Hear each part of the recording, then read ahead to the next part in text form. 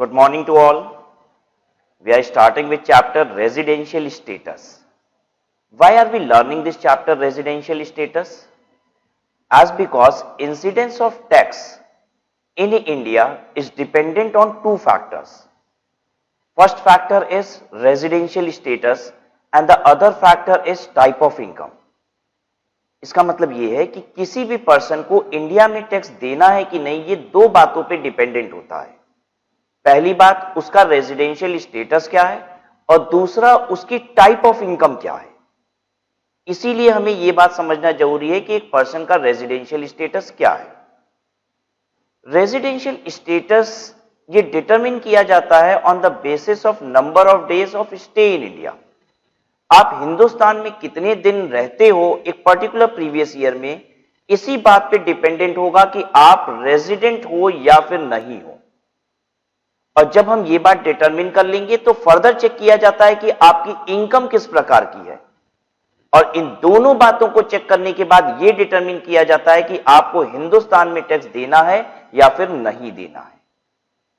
तो एक एक करके हम लोग बात करेंगे. सबसे पहली बात करेंगे रेजिडेंशियल स्टेटस पे, दूसरी बात करेंगे टाइप ऑफ इनकम पे और तीसरी बात करेंगे कि ऐसा अगर रेजिडेंशियल स्टेटस है, ऐसी इनकम है, तो अब हिंदुस्तान में टैक्स देना है या फिर नहीं देना है. ठीक है ये बात. चलिए स्टार्ट करते हैं.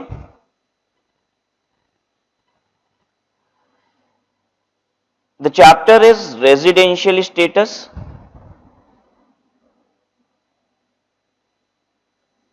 सबसे पहले मैं आपको इस चैप्टर की पूरी कवरेज बताता हूं, what you have to study in this chapter. सबसे पहली चीज जो आप पढ़ेंगे वो होगा डिटर्मिनेशन ऑफ रेजिडेंशियल स्टेटस.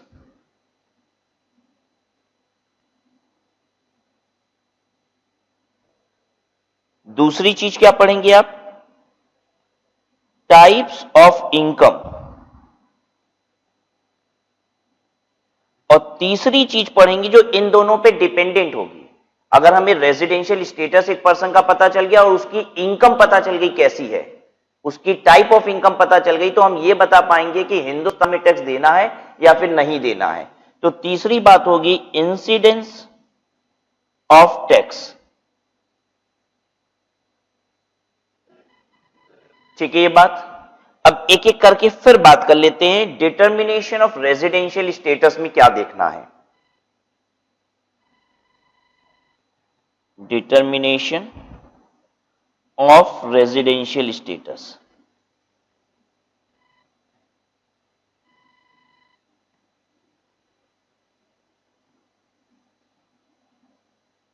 अगर हम रेजिडेंशियल स्टेटस के डिटरमिन करने की बात करें तो चार तरीके के नियम हैं रेजिडेंशियल स्टेटस को डिटरमिन करने के. ठीक है, कितने नियम है रेजिडेंशियल स्टेटस को डिटरमिन करने के? चार डिफरेंट नियम है, चार डिफरेंट लॉज हैं आप कह लीजिए. ठीक है, the four different rules to determine residential status.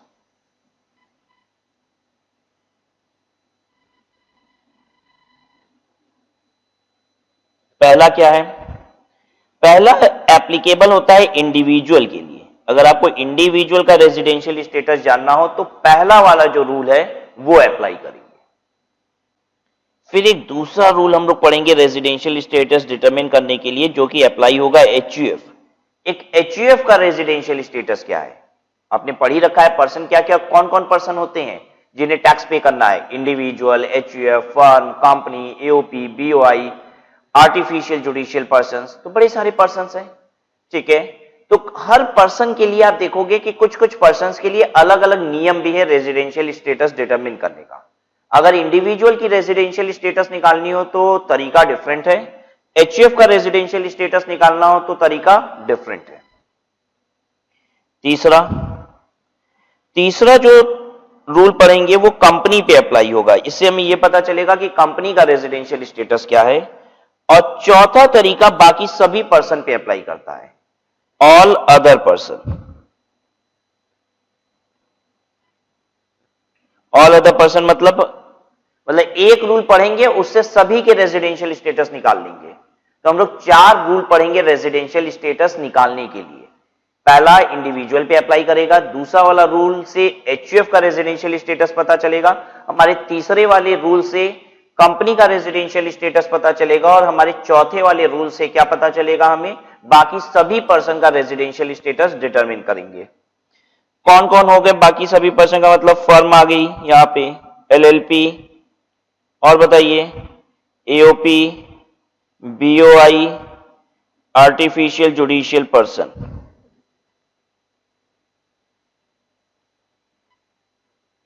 ठीक है। अब उस रूल में क्या बताया गया है, उस रूल में यह बताया गया है, अभी हम बात कर रहे हैं सिर्फ इंडिविजुअल और एचयूएफ के लिए। उस रूल में यह बताया गया है कि एक पर्सन ईदर रेजिडेंट होगा या फिर नॉन रेजिडेंट होगा। क्या होगा, एक पर्सन ईदर रेजिडेंट होगा या फिर नॉन रेजिडेंट होगा। अगर वो रेजिडेंट होगा तो फर्दर 2 बातें हो सकती हैं, वो रेजिडेंट एंड ऑर्डिनरली रेजिडेंट होगा, या फिर resident but not ordinarily resident होगा।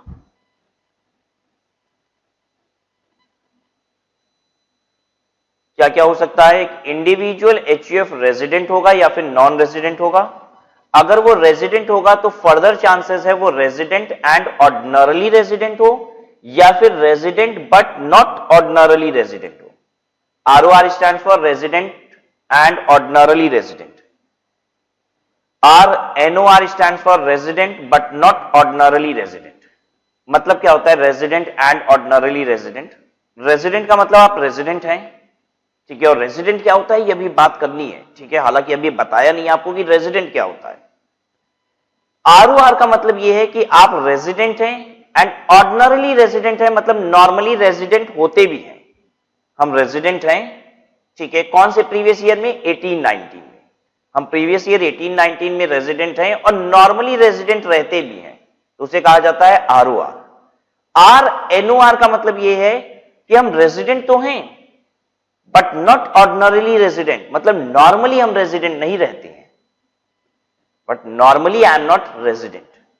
तो what are the categories in residential status. Individual के केस में you can either be resident और you can be non resident, and if you are resident, it might be possible that you are resident and you are ordinarily, that means normally you are resident, or it could either be you are resident but not ordinarily resident, that means you are resident but normally you are not resident. ठीक है, ये जो residential status होता है ये dependent होता है number of days of stay in India during the previous year. आप प्रीवियस ईयर में इंडिया में कितने दिन रहे हो इस बात पे डिटरमिन होती है आपकी रेजिडेंशियल स्टेटस, और ये ईयर टू ईयर चेंज हो सकता है, क्योंकि ऐसा हो सकता है कि हम प्रीवियस ईयर 18-19 में एक नंबर ऑफ स्पेसिफाइड डेज से ज्यादा इंडिया में थे, जबकि प्रीवियस ईयर 1920 में हम एक स्पेसिफाइड नंबर ऑफ डेज, जैसा कि कहा गया है, उससे कम इंडिया में थे। तो ऐसा बिल्कुल पॉसिबल है कि हम एक साल रेजिडेंट है, दूसरे साल नॉन रेजिडेंट हो गए, फिर तीसरे साल रेजिडेंट हो गए, चौथे साल फिर नॉन रेजिडेंट हो गए इंडिया के लिए। तो I can be resident in India in one of the year, in the next year I can be non resident, and again in the third year I can be resident in India. तो residential status is something which is to be determined every previous year, which has to be determined for every previous year। हर previous year के लिए हमें residential status determine करना पड़ेगा, ठीक है। तो आपको समझ में आ गया कि ये निकालने के 4 तरीके हैं। बेसिकली ये रेजिडेंशियल स्टेटस निकालने के 4 तरीके हैं। पहला अप्लाई करेगा इंडिविजुअल के लिए, दूसरा एचयूएफ के लिए, तीसरा कंपनी के लिए, और चौथा बाकी सभी पर्सन के लिए, ठीक है। पहले दूसरे रूल में बात मोटा मोटी एक ही कही गई है, क्लासिफिकेशन का तरीका बताया गया, और क्लासिफिकेशन में क्या बताया गया है पहले और दूसरे रूल में, इसकी बात हो रही है। पहले और दूसरे रूल में क्या बताया गया है कि इंडिविजुअल एचयूएफ रेजिडेंट होंगे या फिर नॉन रेजिडेंट, और रेजिडेंट होंगे तो फर्दर क्लासिफाई किया जाएगा एज आरओआर एंड एनओआर। अब बात कीजिए कंपनी और ऑल अदर पर्सन की। तो इसके लिए क्या बताया गया है? अगर कंपनी और ऑल अदर पर्सन की आप बात करेंगे तो यहां पे बताया गया है कि क्लासिफिकेशन जो होगी वो इस तरीके से होगी कि either the person is resident और the person is non resident. There won't be any further classification of resident over here. यहां पे आरओआर और आरएनओआर की क्लासिफिकेशन नहीं होगी. तो आरओआर और आरएनओआर ये जो क्लासिफिकेशन होती है वो सिर्फ और सिर्फ किसमें होती है? इंडिविजुअल एचयूएफ में. बाकी लोगों के केस में सिर्फ रेजिडेंट या नॉन रेजिडेंट बोला जाता है, जबकि इंडिविजुअल के केस में यह भी बोला जाता है रेजिडेंट एंड ऑर्डिनरली रेजिडेंट है कि resident but not ordinarily resident है. क्लियर हो गई इतनी पिक्चर? अभी बेसिकली आपको पिक्चर क्लियर करना है, पढ़ना क्या है. ठीक है, तो हमें समझ में आ जाएगा इस चैप्टर की कवरेज क्या है. तो चार चार रूल पढ़ेंगे और चारों रूल में क्या क्लासिफिकेशन पढ़ेंगे ये पढ़ लिया हमने. ठीक है, कंपनी और बाकी पर्सन में रेजिडेंट नॉन रेजिडेंट बस इतना ही क्लासिफिकेशन होगी, रेजिडेंट की फर्दर क्लासिफिकेशन नहीं होगी. अब बात करते हैं टाइप ऑफ इनकम की. Number 1, income can be Indian income or it can be foreign income. अब देखिए हमने आपको बता ही दिया है, वैसे तो थोड़ा बहुत आइडिया तो दे ही दिया है कि रेजिडेंशियल स्टेटस में एक पर्सन को रेजिडेंट कब कहा जाता है? Depending upon the number of days of stay in India. ठीक है, ऐसा समझ लीजिए जो ज्यादा इंडिया में स्टे करते हैं उनको क्या बोला जा रहा है? रेजिडेंट. जो ज्यादा इंडिया में स्टे करते हैं उनको क्या बोला जा रहा है? रेजिडेंट बोला जा रहा है. ठीक है, और जो कम इंडिया में स्टे करते होंगे उनको नॉन रेजिडेंट, या स्टे नहीं करते होंगे उनको हम नॉन रेजिडेंट बोल रहे हैं. ठीक है, Indian income, foreign income. Indian income क्या है?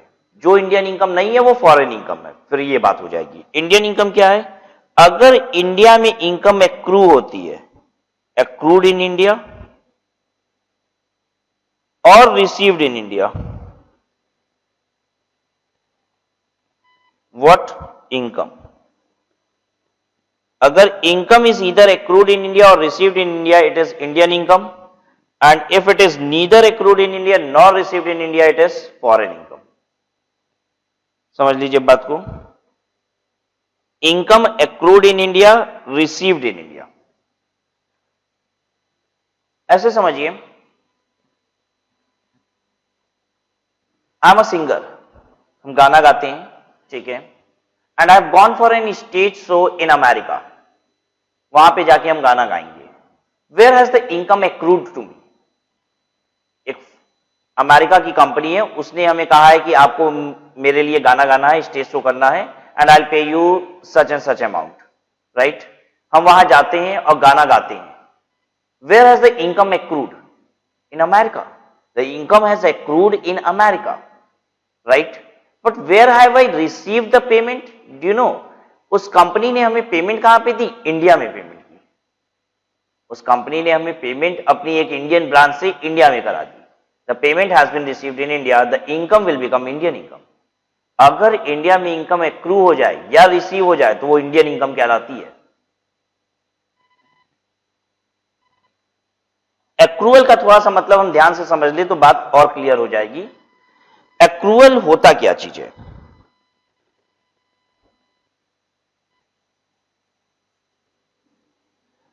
अगर बिजनेस के रिस्पेक्ट में बात की जाए तो इनकम वहां पे एक्रू होती है जहां पे डील होती है फाइनल. बिजनेस के केस में बात करें तो एक्रूअल वहां पे होता है इनकम का जहां पे बिजनेस की डील फाइनलाइज हो जाती है. अगर accrual of income in relation to some performance है, जैसे कि हम पढ़ाते हैं, ये पता है क्या कहलाएगा? परफॉर्मेंस. ठीक है, मेरी इनकम पता है कहां एक्रू होती है? जहां पे खड़े होकर हम पढ़ाते हैं वो जगह है एक्रूअल ऑफ इनकम. अगर हम दुबई में खड़े होकर पढ़ाएंगे तो एक्रूअल ऑफ इनकम दुबई है. एक्रूअल ऑफ इनकम का प्लेस क्या है? दुबई. अगर हम हिंदुस्तान में खड़े होकर पढ़ा रहे हैं तो एक्रूअल ऑफ इनकम कहां पे है? हिंदुस्तान में. हम जहां पे परफॉर्म करते हैं वो प्लेस क्या होती है? एक्रूअल की. ठीक है, तो परफॉर्मेंस, अगर बिजनेस की बात है तो डीलिंग इज इंपॉर्टेंट. अगर अदर देन बिजनेस की बात है, मैं से लिख लेते हैं, अदर देन बिजनेस की बात है तो it is performance, other than business.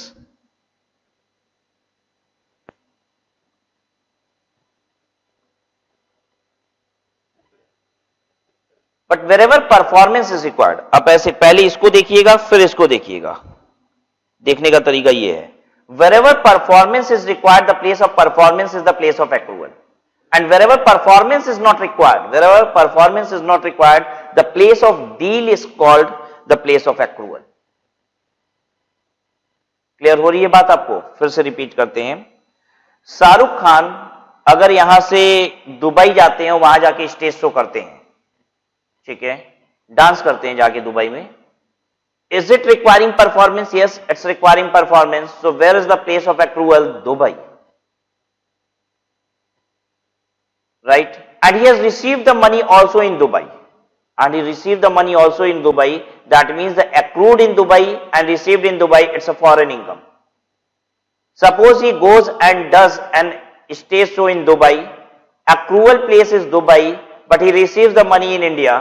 Then the place received is in India, the income will become Indian income.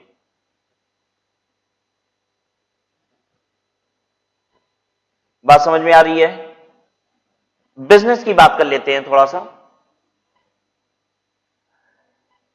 Suppose हम ऑस्ट्रेलिया जाते हैं घूमने के लिए, ठीक है, हम ऑस्ट्रेलिया जाते हैं घूमने के लिए, मेरे हाथ में एक मोबाइल है, ठीक है, और I was using my mobile, in the mean time एक बंदा ऑस्ट्रेलिया का ही बहुत ध्यान से मेरे मोबाइल की तरफ देख रहा था, ठीक है, मैंने भी नोटिस किया कि 15-20 मिनट से लगातार ये मेरे मोबाइल को देख रहा है।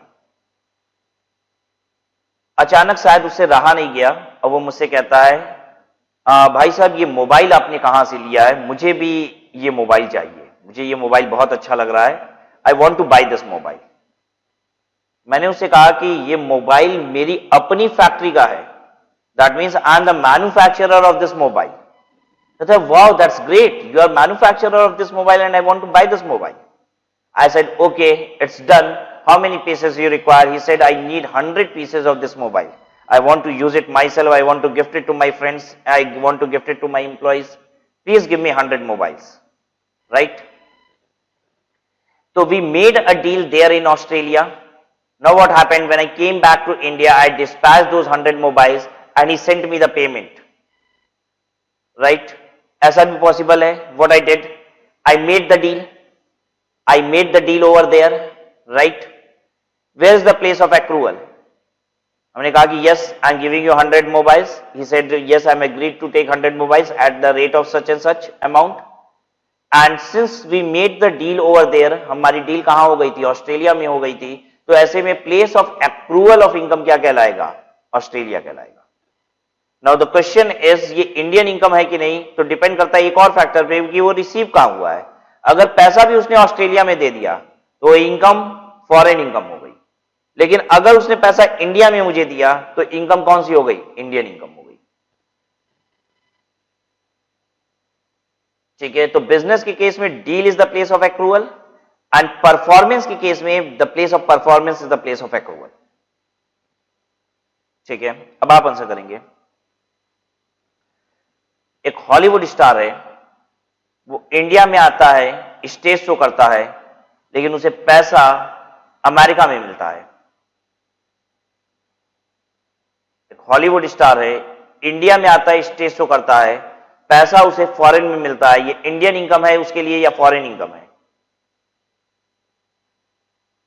ये इंडिया में आके स्टेज शो करता है, मतलब एक्रूवल का प्लेस कौन सा हो गया? इंडिया. रिसीव का प्लेस क्या हो गया? यूएस. इंडिया में एक्रू हो गया या रिसीव हो गया, कुछ भी हो गया, तो वो इनकम क्या कहलाती है? Indian income. ये उस हॉलीवुड स्टार के लिए कौन सी इनकम हो गई? Indian income. बात समझ में आ रही है सबको? तो ईदर एक्रूवल और रिसीव्ड इन इंडिया से बन जाता है वो इंडियन इनकम. अगर इंडिया में नीदर एक्रू हो रहा है, नॉर रिसीव हो रहा है, कुछ भी इंडिया में नहीं हो रहा है, तो वो क्या कहलाती है? Foreign income. अब बात आती है इंसिडेंस ऑफ टैक्स. किस इंसान को, किस पर्सन को कहां पे टैक्स देना है? इंडिया में टैक्स देना है कि नहीं, वो आपको अब समझना है.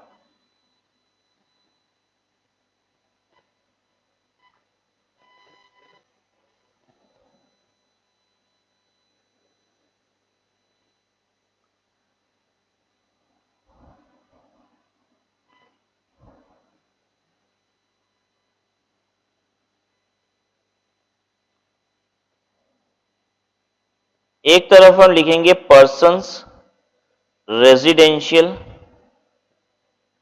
स्टेटस और दूसरी तरफ लिखेंगे हम टाइप ऑफ इनकम।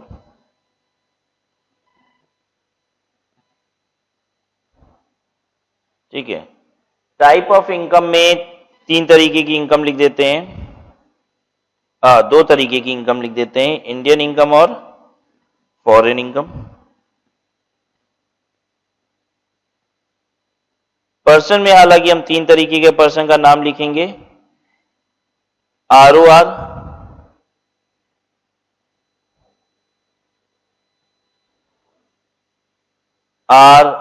NOR।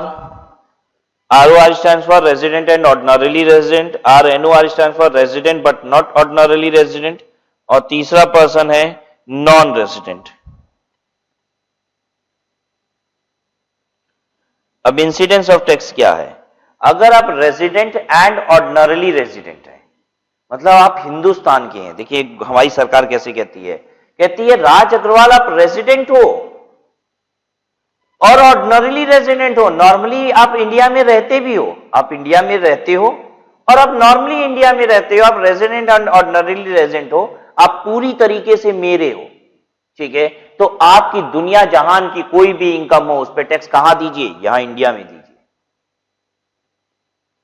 देखिए I am resident and ordinarily resident, ठीक है, हम इंडिया में स्पेसिफाइड नंबर ऑफ डेज से ज्यादा रहते हैं और नॉर्मली रहते हैं, तो ऐसे में हम रेजिडेंट एंड ऑर्डिनरी रेजिडेंट है। मेरे लिए कानून हिंदुस्तान में क्या बनाया गया है कि हम दुनिया जहान में कहीं से भी कमाएं, पैसा टैक्स उस पे कहां देना है? हिंदुस्तान में देना है।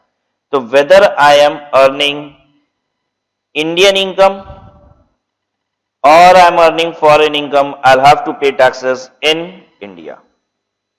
तो ये जो हमने लाइन खींची है ना, ये मैचिंग बनाई है। हम बता रहे हैं कि ROR कौन कौन सी इनकम पे टैक्स देगा, तो जिस इनकम पे टैक्स देगा वहां पे हम तीर ले जा रहे हैं। तो ROR इंडियन इनकम पे भी टैक्स देगा और फॉरेन इनकम पे भी टैक्स देगा। NR की बात करें, नॉन रेजिडेंट, नॉन रेजिडेंट जो बाहर रहता है और इंडिया में अगर रहता भी है तो बहुत कम रहता है। हमारी गवर्नमेंट कहती है कि हम तुमसे टैक्स लेंगे अगर तुम इंडिया से इनकम कमाती हो, हम तुमसे टैक्स लेंगे सिर्फ और सिर्फ जब तुम कहां से कमाते हो? इंडिया से कमाती हो। इंडियन इनकम पे टैक्स देना है बस नॉन रेजिडेंट को। एक बार ओवरऑल कानून समझिए तो आपको मजा आएगा। ओवरऑल कानून क्या है? गवर्नमेंट हमारी कहती है अगर आप हमारे हो, अगर आप हमारे हो, हमारे हो किसको वर्ड बोलते हैं पता है? रेजिडेंट एंड ऑर्डिनरली रेजिडेंट को बोलते हैं। हमारी गवर्नमेंट कहती है अगर आप हमारे हो तो दुनिया जहान की सारी इनकम पे टैक्स इंडिया में देना है। दूसरी बात कहती है अगर आप इनकम इंडिया से कमाए हो, अगर आप इनकम इंडिया से कमाए तो यू हैव इंडियन इनकम, तो आप दुनिया में कहीं भी रहते हो, बात फर्क नहीं पड़ता, आपको टैक्स यहां देना है। तो हिंदुस्तान में टैक्स कब कब लगता है? नंबर 1, अगर आप इंडिया के हो तो आपको हर इनकम पे टैक्स इंडिया में देना है।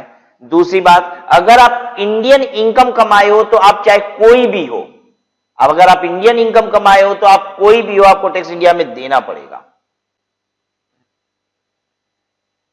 तो अगर आप रेजिडेंट एंड ऑर्डिनरी रेजिडेंट हो तो आप सब इनकम पे टैक्स दीजिए, और आप अगर इंडियन इनकम कमाए हो तो चाहे कोई भी हो आप टैक्स इंडिया में दीजिए।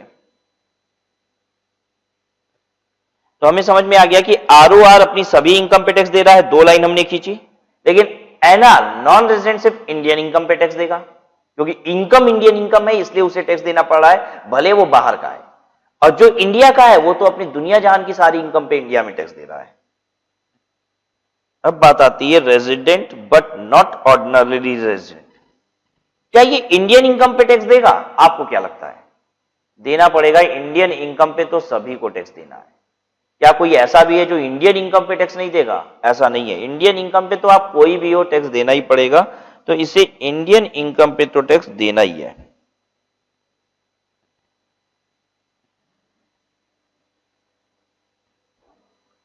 ठीक है,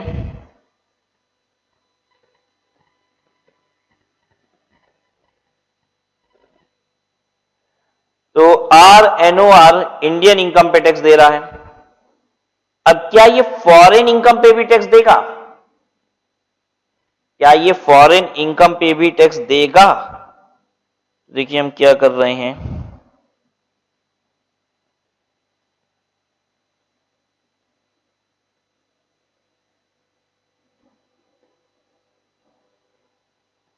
हमने एक डॉटेड लाइन बनाई है, हमने स्ट्रेट लाइन नहीं खींची है, डॉटेड लाइन बनाई है। इसको ये बताना चाह रहे हैं कि कभी कभी देगा, कभी कभी नहीं भी देगा।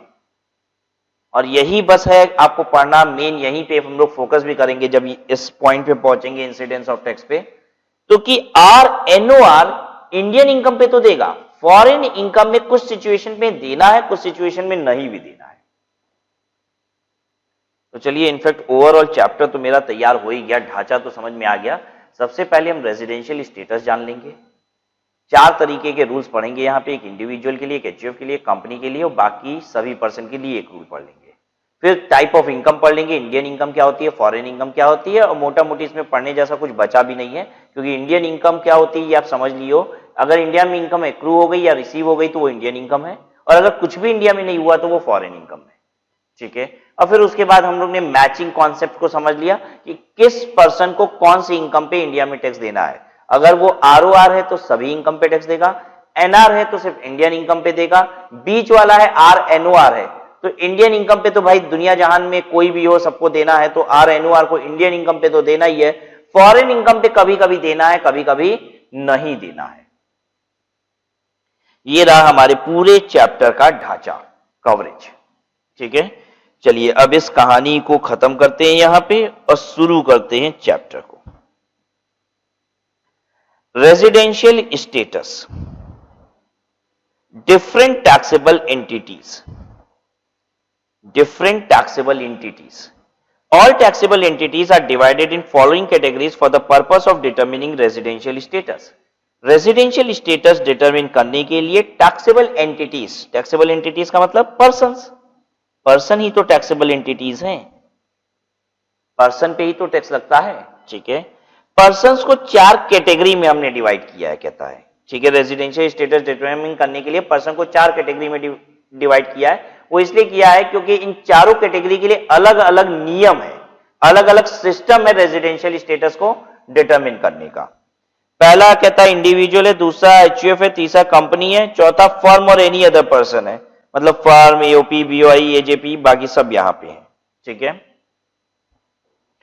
अब रेजिडेंशियल स्टेटस कैसे निकलेगा? Individual and HUF can either B. Individual और HUF क्या क्या हो सकते हैं ये नीचे डायग्राम से समझ लेते हैं, यहां पे लिखा हुआ भी है। कह रहा है इंडिविजुअल HUF कैसे हो सकते हैं, या तो रेजिडेंट हो सकते हैं या फिर नॉन रेजिडेंट हो सकते हैं।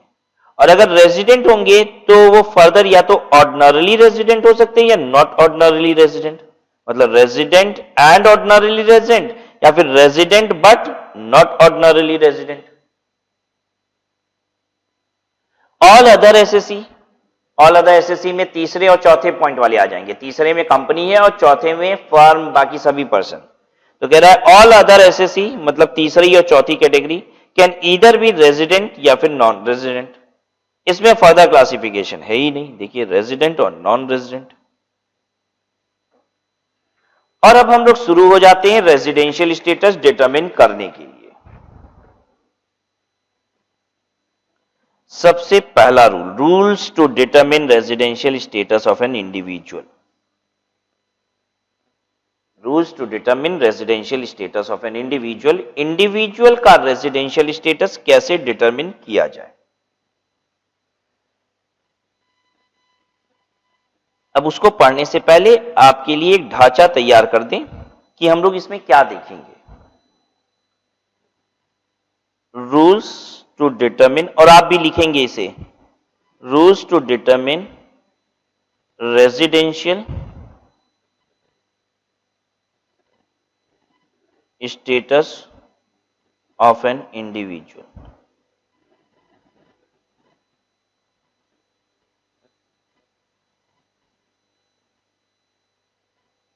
इसमें आपसे बताएगा कि रेजिडेंशियल स्टेटस कैसे डिटरमिन किया जाता है।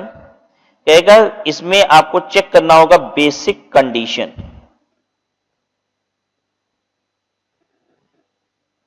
सेटिस्फाई बेसिक कंडीशन 2 दी गई है, A और B। सेटिस्फाई एनी वन, या अभी इसको यहां नहीं लिखते हैं, ऐसे लिखते हैं, बेसिक कंडीशन आपको दी गई है, basic condition, rules to determine residential status of an individual क्या है, दो बेसिक कंडीशन है ए और B, satisfy any one, satisfy any one person is resident। अगर आप इसमें से कोई एक सेटिस्फाई कर लोगे तो आप क्या बन जाओगे, रेजिडेंट। फिर उसके बाद क्या कहता है, कहता है कि आप चेक कीजिए additional condition, additional condition 1, additional condition 2,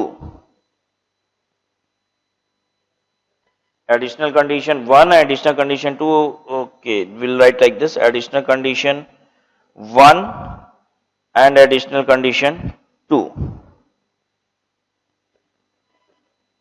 if you satisfy both you will become ROR, resident and ordinarily resident।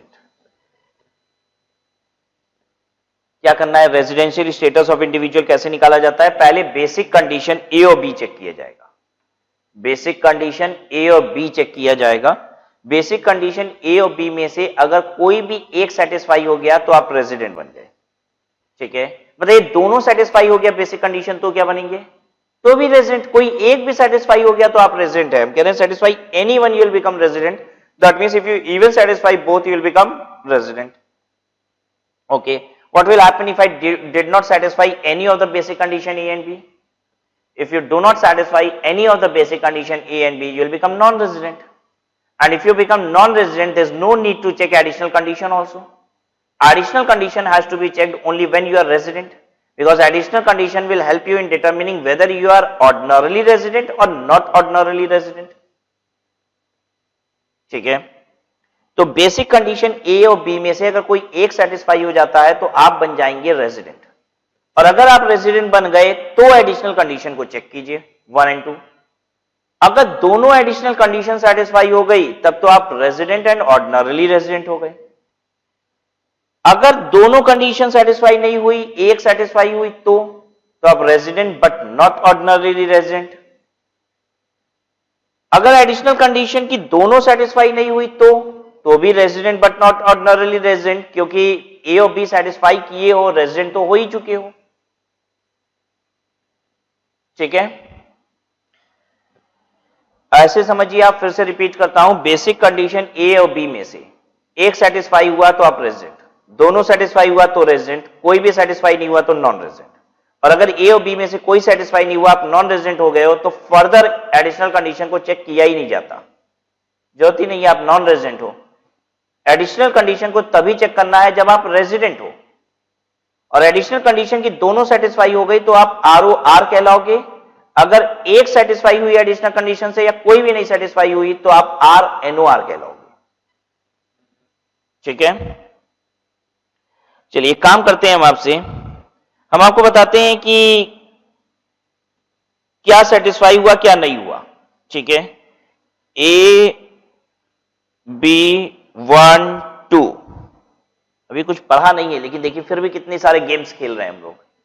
A B 1 2, जिस पे हम टिक लगा देंगे वो सेटिस्फाइड है, जिस पे हम टिक नहीं लगाएंगे वो नॉट सेटिस्फाइड है, ठीक है। आप हमको बताते जाइएगा ये क्या है, ROR, RNOR या NR, आपको हमको इसी तीन में से एक बताना है कि ROR कहेंगे इसको कि RNOR कहेंगे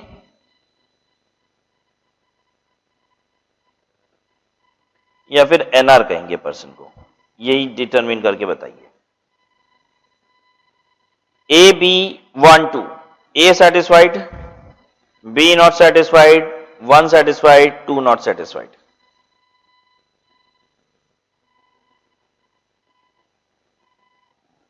बताइए पर्सन क्या कहलाएगा,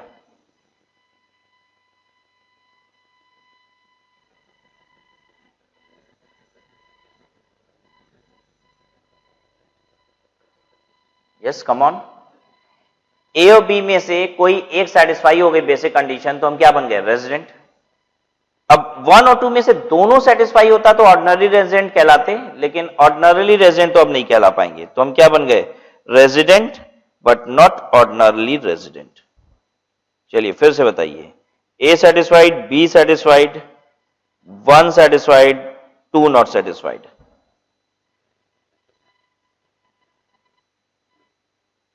ए और बी में से कोई एक भी सेटिस्फाई हो जाता है तुम रेजिडेंट है, दोनों सेटिस्फाई यहां पे हो गया है, रेजिडेंट है। अब 1 और 2 दोनों सेटिस्फाई हो तब जाके ऑर्डिनरली होंगे, ऑर्डिनरली रेजिडेंट नहीं है यहां पे। अगेन हम resident but not ordinarily resident है।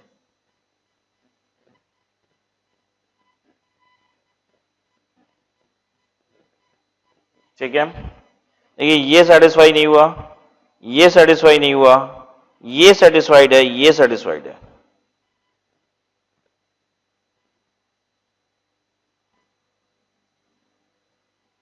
बताइए हम क्या कहलाएंगे, ए बी में से कोई सेटिस्फाई नहीं है, 1 2 दोनों ही सेटिस्फाइड है।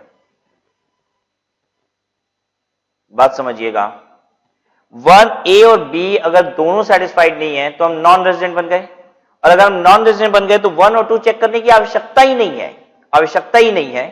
कर दिया कोई बात नहीं, आवश्यकता ही नहीं थी। हम यहां पे ए और बी कोई सेटिस्फाइड नहीं है, तुरंत नॉन रेजिडेंट लिख सकते हैं, इसकी आवश्यकता नहीं है, not required. This was not required. I did it, although I did it, but this was not required. Because if both A and B basic condition is not satisfied, you are called non-resident. ठीक है, अच्छा फिर बताइएगा,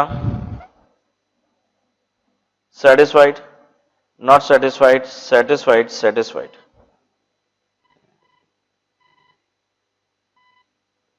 Yes, absolutely right. This is ROR.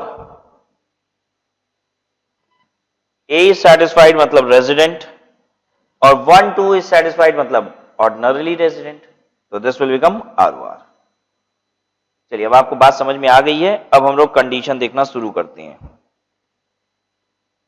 Basic condition to test when an individual is said to be resident in India. An individual is said to be resident in India in any previous year if he satisfies any one of the following basic condition. कोई एक basic condition satisfied करनी है। A, he is in India in the previous year for a period of 182 days or more. He is in India in the previous year for a period of 182 days or more. वो previous year में, कौन से previous year की चर्चा कर रहे हैं हम लोग असेसमेंट ईयर 1920 पढ़ रहे हैं, हम लोग प्रीवियस ईयर कौन सा पढ़ रहे हैं, 1819। We are learning previous year 1819। तो ध्यान दीजिएगा, आपको जो भी क्वेश्चन एग्जाम में होगा वो आपसे यही कहेगा कि आपको रेजिडेंशियल स्टेटस कौन से प्रीवियस ईयर का निकालना है, 1819 का, तो उसी के हिसाब से प्रिपेयर करते हैं। ए पॉइंट कहता है कि प्रीवियस ईयर 1819 में बंदा 182 दिन 182 डेज और मोर इंडिया में रहा हो।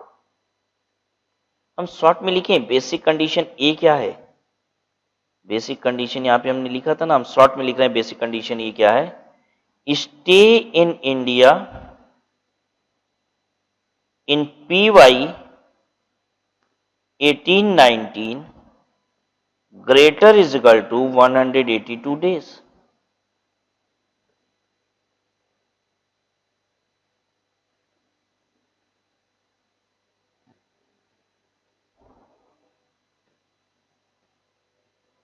प्रीवियस ईयर 1819 में वो 182 डेज और मोर रहा हो। बस गवर्नमेंट ये कह रही है कि अगर आप 182 डेज और मोर इंडिया में रहते हो, ठीक है, तो आप क्या कहलाओगे, रेजिडेंट। ठीक है, आपकी सिटीजनशिप कहां की है, ठीक है, आप कहां के नागरिक हो, इन सब बातों से कोई मतलब नहीं। आप अगर हिंदुस्तान में 182 दिन या उससे ज्यादा रह गए तो आप क्या कहलाओगे, रेजिडेंट इन इंडिया, और आपकी पूरी दुनिया जहान की इनकम पे टैक्स कहां लगेगा, इंडिया में लगेगा। ठीक है, दूसरी बात, अगर मान लीजिए आप 182 दिन नहीं रहे हो तो भी क्या रेजिडेंट बन जाओगे, हाँ, क्योंकि दोनों में से कोई भी सेटिस्फाई करोगे तो आप रेजिडेंट बन जाओगे। ठीक है, दूसरी कंडीशन क्या है, he is in India for a period of 60 days और more during the previous year, previous year में 60 दिन या उससे ज्यादा रहा हो, प्रीवियस ईयर 1819 में 60 दिन या उससे ज्यादा, एंड यहां पे वर्ड एंड है, साथ ही साथ 365 days or more during 4 years immediately preceding the previous year. Previous year से पुराने 4 साल में आप 365 दिन भी रहे हो, या तो कह रहा है कि आप प्रीवियस ईयर में अगर 182 डेज और मोर थे तो आप रेजिडेंट हो। अगर मान लो आप 182 डेज और मोर प्रीवियस ईयर में नहीं थे तो पूछ रहा है क्या 60 डेज और मोर थे। देखिए पहले हमने आपसे क्या पूछा, हमने पूछा हम गवर्नमेंट हैं and you are resident of India, you are a person and I am government of India. I asked you क्या आप 182 डेज और मोर इंडिया में थे प्रीवियस ईयर में? आपने बोला हाँ हम खुश। क्यों? हम गवर्नमेंट है, हम खुश हो गए। जैसे ही आपने बोला हम 182 डेज और मोर इंडिया में थे, हम खुश हो गए। क्यों? जल्दी बताइए। क्योंकि अब आपकी दुनिया जहान की जितनी भी इनकम है उस पर टैक्स कौन लेगा? हम लेंगे। ठीक है। अगर आप जैसे ही कहते नो, आप कहते नो हम 182 दिन या उससे ज्यादा इंडिया में नहीं थे पिछले साल में, तो अब हम कह रहे हैं चलो एक बात बताओ, क्या तुम 60 दिन या उससे ज्यादा इंडिया में थे पिछले साल? आप 60 दिन या उससे ज्यादा थे पिछले साल? और साथ में यह भी बताओ कि क्या पिछले साल प्रीवियस ईयर में क्या आप 60 दिन या उससे ज्यादा थे? और साथ में यह भी बताओ क्या प्रीवियस ईयर से पुराने 4 सालों में आप 365 डेज और मोर इंडिया में थे? आप कहते हो हाँ, फिर से हम खुश कि अब दुनिया जहान की सारी इनकम पे टैक्स कहां दोगे? इंडिया में दोगे। यानी बेसिकली मेरे हाथ में, ऐसे समझिए, आपको रेजिडेंट बनाने के 2 हथियार। पहला हथियार हम कहते 182 दिन 182 डेज और मोर इंडिया में थे, यस, तुरंत पकड़ लिया, लाओ सारी इनकम पे टैक्स यहीं दोगे। गवर्नमेंट ऑफ इंडिया के हाथ में 2 हथियार। पहला हथियार 182 डेज और more during the previous year, yes, चलो आ जाओ, सारी इनकम पे टैक्स यहां दो। दूसरा हथियार, अगर आप कहे कि नहीं मैं तो नहीं था 182 दिन या उससे ज्यादा, कोई बात नहीं, 60 दिन या उससे ज्यादा थे, आपने बोला यस, हमने कहा उसके पुराने 4 साल का भी मिला के बताओ, उससे पुराने प्रीवियस ईयर से पुराने 4 साल में क्या 365 डेज और मोर थे? आपने कहा हाँ, हमने कहा यस, पकड़ा के तुम भी आ जाओ, सारी इनकम पे टैक्स यही इंडिया में देना है। सबको बात समझ में आ रही है?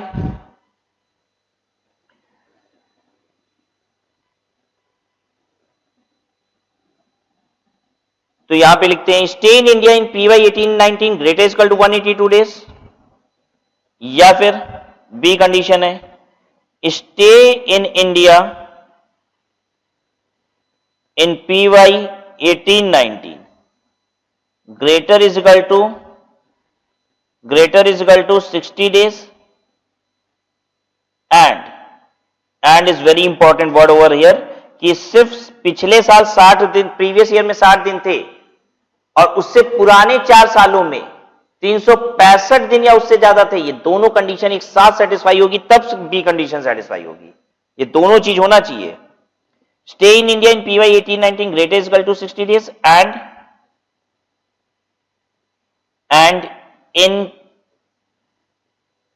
इन पीवाई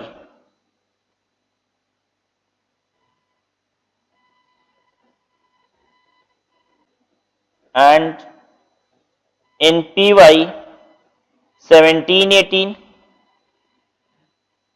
PY 1617, PY 1516, PY 1415, यही 4 साल होंगे ना?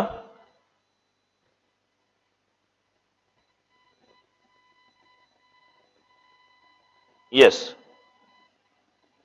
इन चारों साल का मिला के ग्रेटर इक्वल टू कितना होना चाहिए? 365 डेज।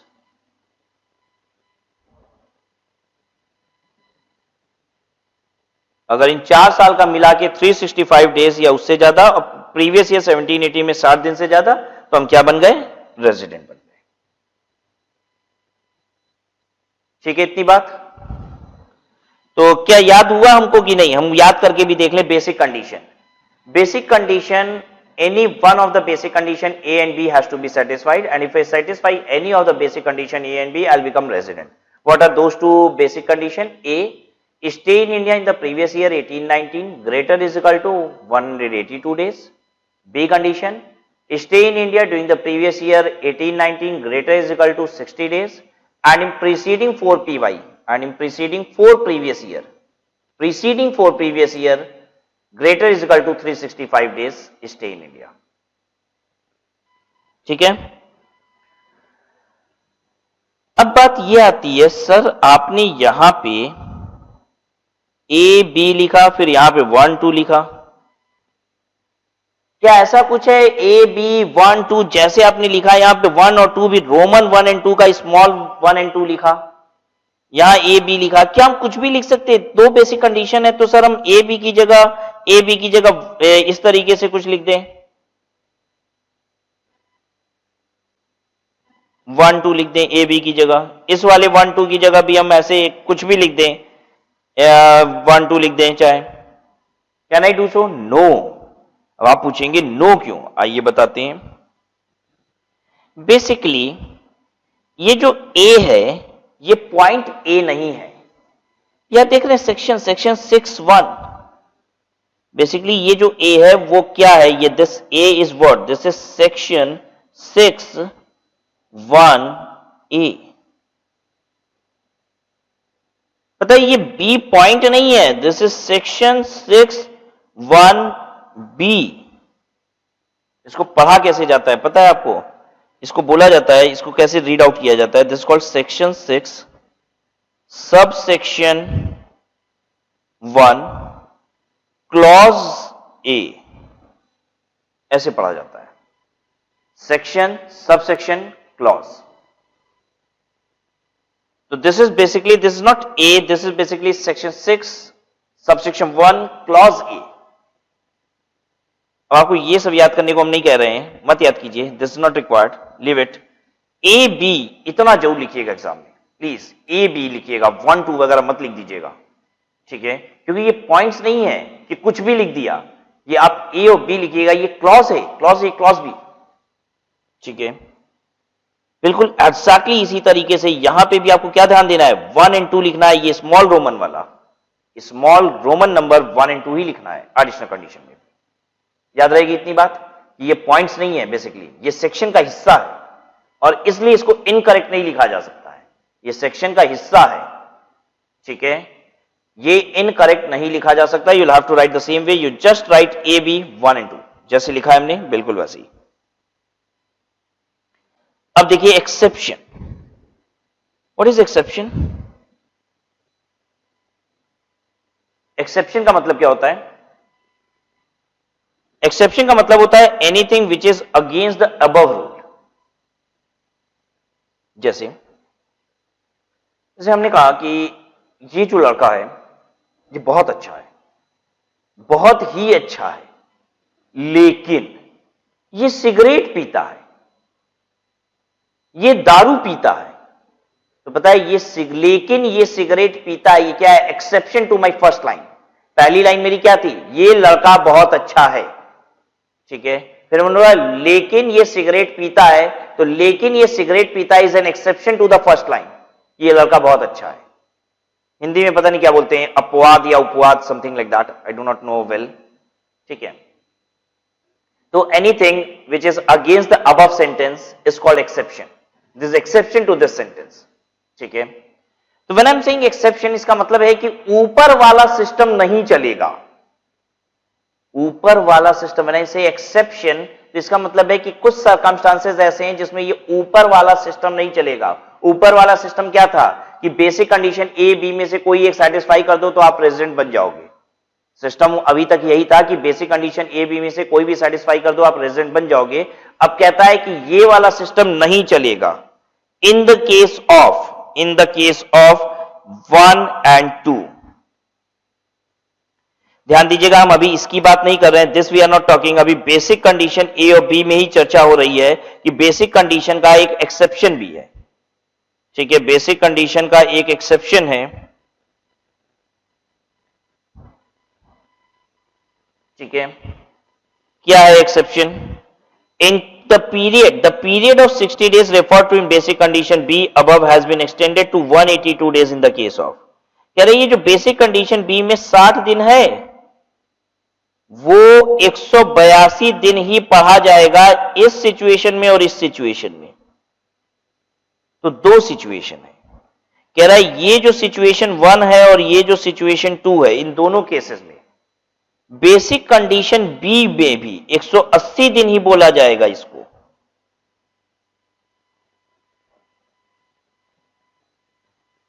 इसका मतलब ये हो गया कि कुछ लोगों के लिए 1 और 2 में, जो लोग यहां पे कुछ लोगों की बात की गई है, कुछ स्पेशल लोगों की बात की गई है, ये लोगों के केस में ए कंडीशन में भी 182 दिन है और बी कंडीशन में भी इनके 182 दिन रहेगा। 60 दिन की जगह 182 दिन ही रहेगा, 182 डेज ही रहेगा। यानी इसकी कंडीशन, इन लोगों की कंडीशन क्या बन जाएगी, इन लोगों के लिए रूल्स जो होगा, इन दोनों के लिए, इनके लिए रूल क्या है, इनके लिए रूल ये हो जाएगा, ए प्रीवियस ईयर 18-19 में greater is equal to 182 days, B previous year 18-19 में तो greater is equal to 182 days and 4 previous year preceding वाले में कितना, greater is equal to 365 days.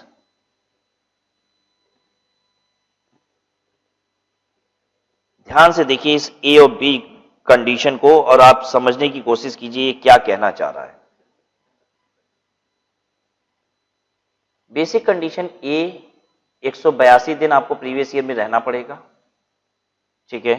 Basic condition B 182 दिन तो प्रीवियस ईयर में रहना ही पड़ेगा और साथ में पिछले 4 सालों का भी हम चेक करेंगे। अरे अगर प्रीवियस ईयर में 182 डेज रह चुके हैं ऑलरेडी तो ए तो सेटिस्फाई हो ही गया। और अगर यही चीज तो यहां पे भी है कि प्रीवियस ईयर में आपको 182 डेज रहना पड़ेगा, उससे पुराने 4 साल में 365 दिन, तो उससे पुराने 4 साल में हम 365 दिन रहे या नहीं रहे उस बात से क्या फर्क पड़ता है, बी सेटिस्फाई नहीं होगा लेकिन ए तो सेटिस्फाई हो ही चुका है। कुल मिला के आपको 182 दिन प्रीवियस ईयर 18-19 में रहना ही पड़ेगा। देखिए अब हो क्या रहा है, गवर्नमेंट कह रही है कि ये जो 60 दिन है ना, इस 60 दिन को भी हम लोग क्या करेंगे, चेंज करके 182 दिन कर देंगे इन दोनों पर्संस के लिए। अगर ये 60 दिन भी बदल के 182 दिन हो गया तो बेसिक कंडीशन ए ये कहती है कि in the previous year 18-19 you will have to stay in India for 182 days. B condition में भी यही हो गया कि प्रीवियस ईयर 18-19 में आपको 182 डेज स्टे करना है और उससे पुराने सालों में 365 दिन स्टे करना है।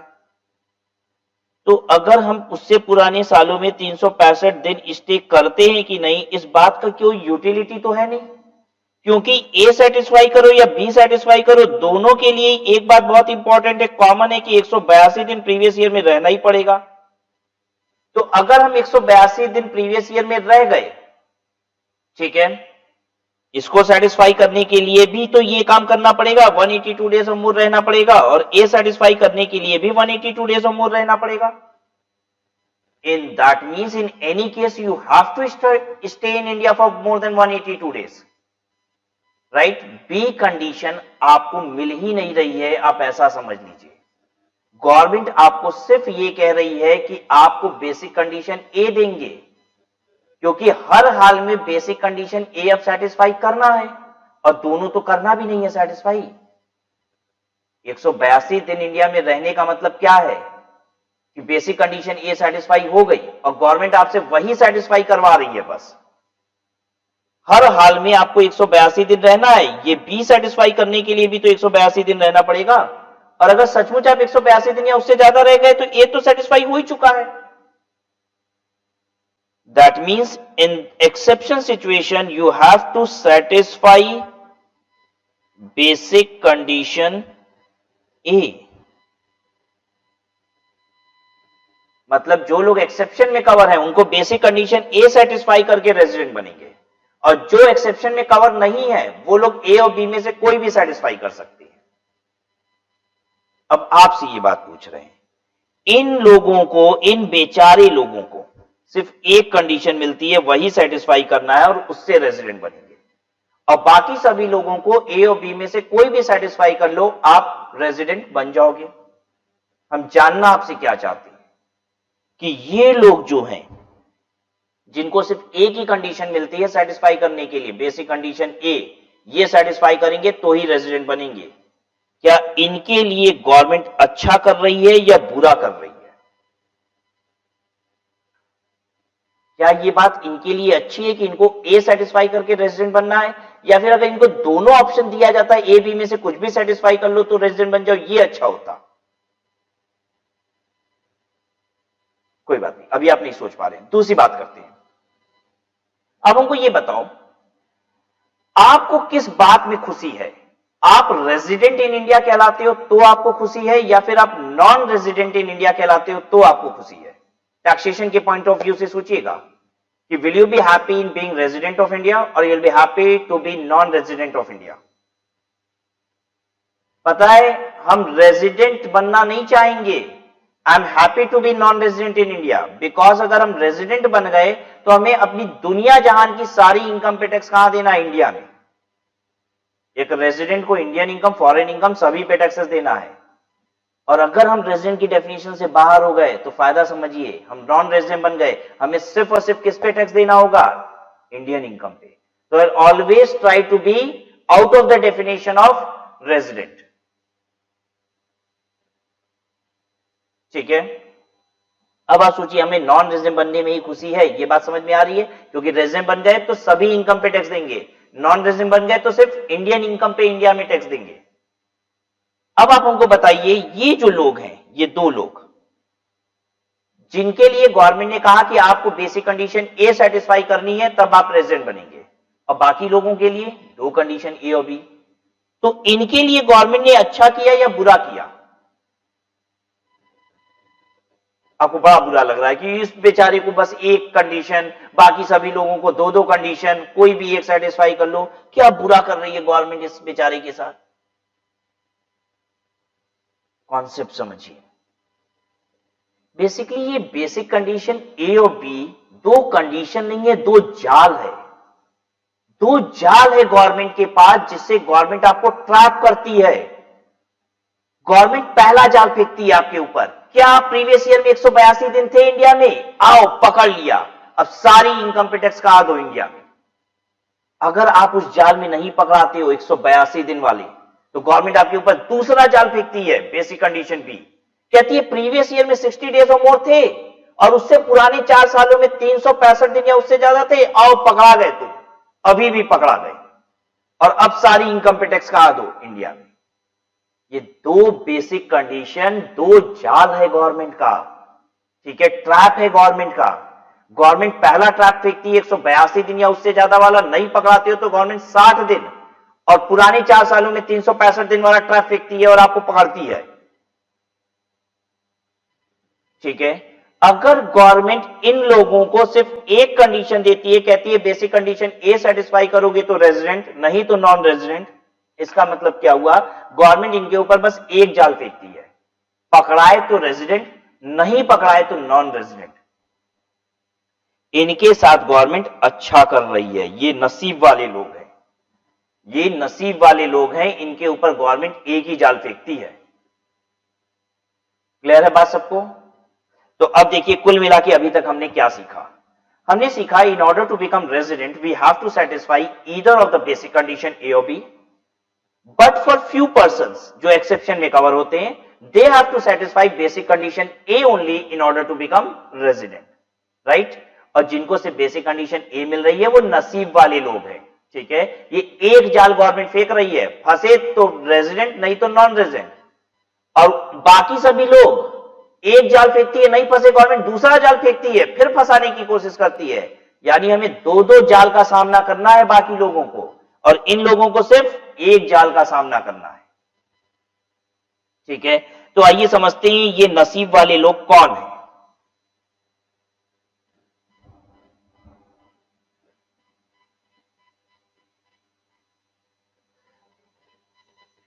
An Indian citizen, an Indian citizen who leaves India। चलिए पहले बात कर लेते हैं इंडियन सिटीजन कौन होता है। Who is Indian citizen? Do you know who is Indian citizen?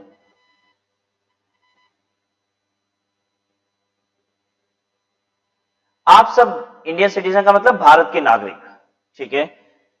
आप सब भारत के नागरिक हो कि नहीं हो? भारत के नागरिक, आपको पता है?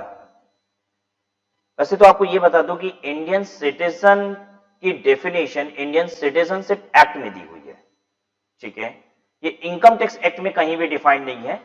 भारत की नागरिकता किसे कहते हैं, भारत के आप नागरिक हो कि नहीं हो, ये बात इनकम टैक्स में नहीं बताई गई है, क्योंकि ये जनरल बात है, ये दूसरे कानून में लिखी गई है, सिटीजनशिप एक्ट में। और ये बात हमें यहां पे बताने की आवश्यकता भी नहीं है कि इंडियन सिटीजन कौन होता है। फिर भी आपकी जनरल नॉलेज के लिए ये बात बता रहे हैं कि आप इंडियन सिटीजन हो तो उसका क्या प्रमाण है, क्या प्रूफ है, और या फिर इंडियन सिटीजन कैसे बना जाता है, ठीक है। चलिए आप ही से बात कर लेते हैं। Are you all Indian citizen? क्या आप सब भारत के नागरिक हैं? यस, आप कह रहे हैं। क्या सबूत है? सबूत बताइए। कहीं लिखा हुआ है आपके पास, this is certified by government of India that you are citizen of India, stamped? कोई सबूत है तो दिखाइए आप भारत के नागरिक हैं, कहीं लिखा हुआ मिल जाए आपके पास। अच्छा, आप कह रहे हैं आधार कार्ड है मेरे पास। मतलब बड़ी सुंदर बात आपने कह दी, यानी जिसका अभी तक आधार कार्ड नहीं बना हुआ है भारत का नागरिक ही नहीं, उठा के फेंक दो उसको। अरे अभी बहुत सारे लोग ऐसे हैं जिनके पास आधार कार्ड नहीं है, तो क्या वो भारत के नागरिक नहीं है? आपका आधार कार्ड बना है तो आप भारत के नागरिक हैं। और आधार कार्ड भी तो इधर बनना शुरू हुआ है, यानी जब तक आधार कार्ड नहीं बनाता था आप भारत के नागरिक भी नहीं थे। ये कोई बात नहीं हुई, इंडियन सिटीजन इससे नहीं पता चलता। और कुछ बताइए। Yes, exactly. You are born in India and therefore you are citizen of India. आप इंडिया में पैदा हुए हैं इसलिए आप इंडिया के नागरिक हैं। आइए आपको बताते हैं, ये जो इंडियन सिटीजन बनते हैं ये दो प्रकार से बना जा सकता है, बाय बर्थ और दूसरा होता है बाय रजिस्ट्रेशन। रजिस्ट्रेशन भी सबको नहीं मिलता, ठीक है। बताएंगे आपको किसको मिलता है। बाय बर्थ, अगर आप इंडिया में पैदा हुए हैं तो आप इंडियन सिटीजन हैं, लेकिन इसमें एक कंडीशन भी है कि either of the parents should be an Indian citizen. Either parent need to be citizen of India. आप इंडियन सिटीजन कैसे बन जाएंगे?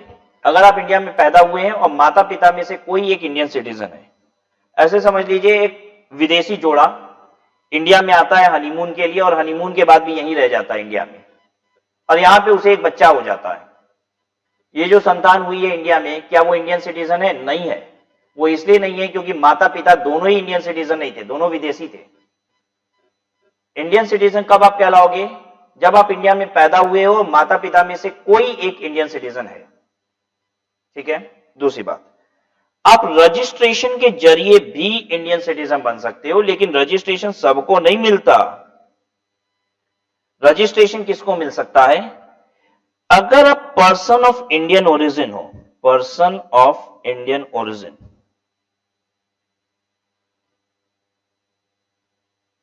अगर आप पर्सन ऑफ इंडियन ओरिजिन हो तो आपको रजिस्ट्रेशन मिल जाएगा, या फिर मैरिड टू इंडियन सिटीजन, आप एक हिंदुस्तानी से शादी कर लो, इंडियन सिटीजन से, हिंदुस्तानी नागरिक से शादी कर लो, तो आपको इंडियन सिटीजनशिप की रजिस्ट्रेशन अप्लाई करने का हक मिल जाएगा, ठीक है। रजिस्ट्रेशन आप अप्लाई कर सकते हो और आपको रजिस्ट्रेशन मिल जाएगा। पर्सन ऑफ इंडियन ओरिजिन क्या होता है? पर्सन ऑफ इंडियन ओरिजिन का मतलब है अगर आपके माता पिता,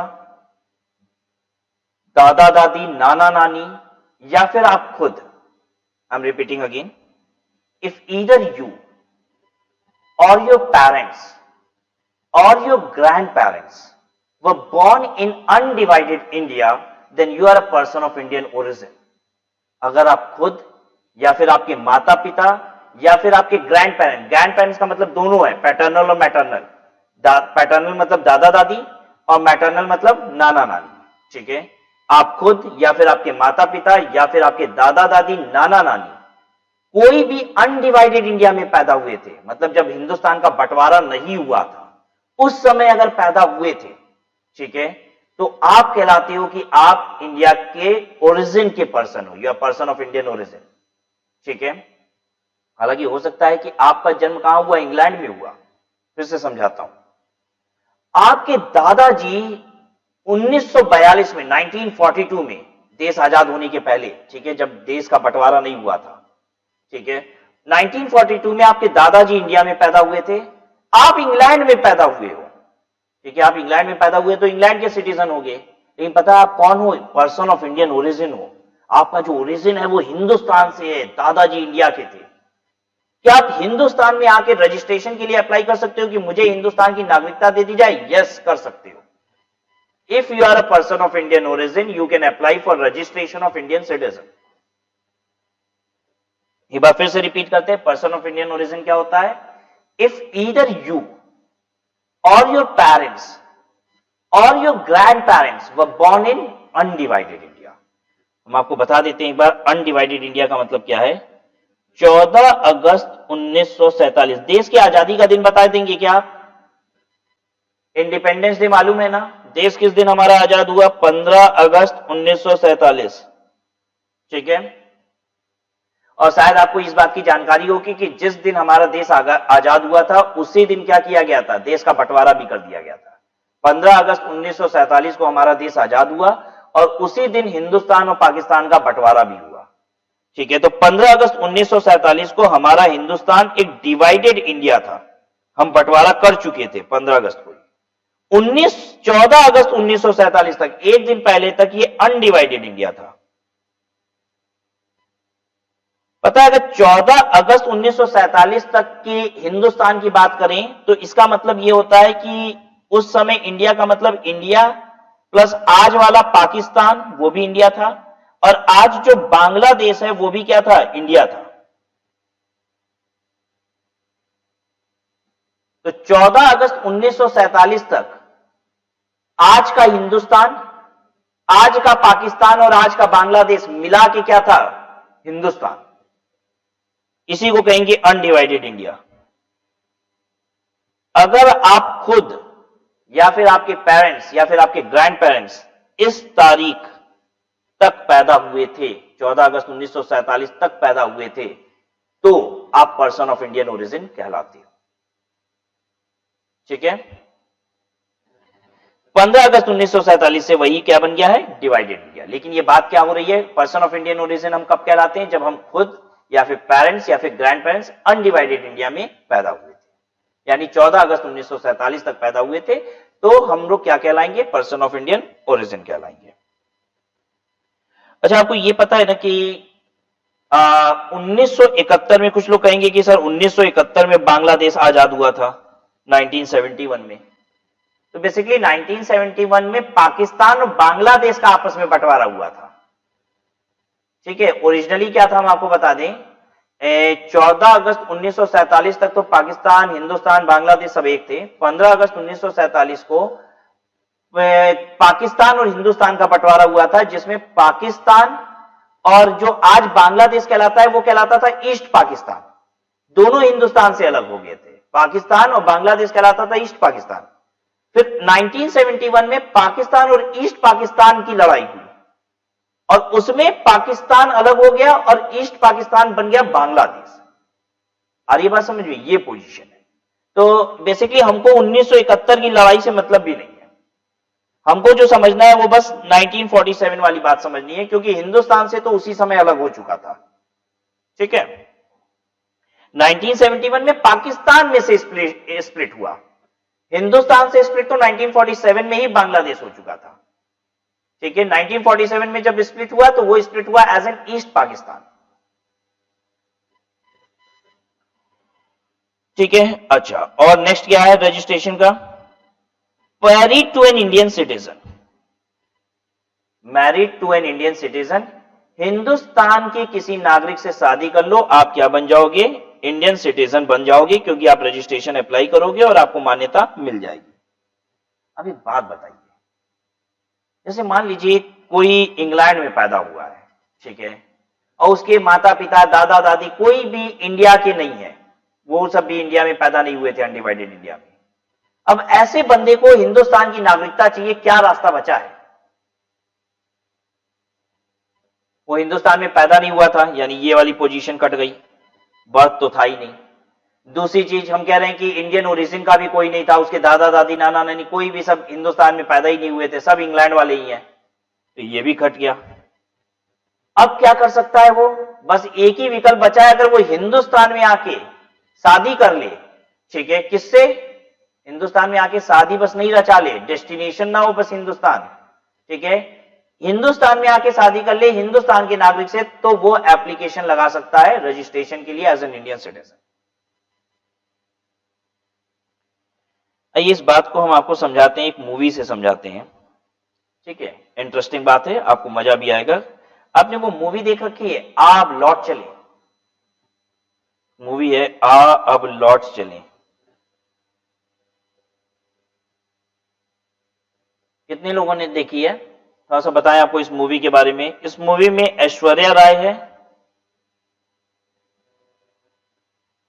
और अक्षय खन्ना है।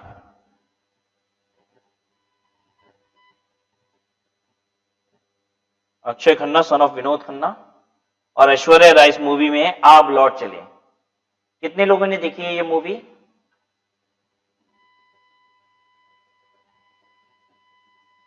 अच्छा, बहुत कम लोगों ने देख रखी है, चलो देखी तो है। आपको ये मूवी बताते हैं ये क्या था इस मूवी में, इससे आपको कॉन्सेप्ट समझ में आएगा रेजिडेंशियल स्टेटस का, क्योंकि ये जो रेजिडेंशियल स्टेटस का जो कॉन्सेप्ट है ना, ये लगभग लगभग हर देश में यही है, मोटा मोटी यही है कि या तो आप उस देश में पैदा हुए हो, या तो आप उस देश के ओरिजिन से हो, और या तो फिर क्या किया है आपने वहां पे शादी कर ली है, ठीक है।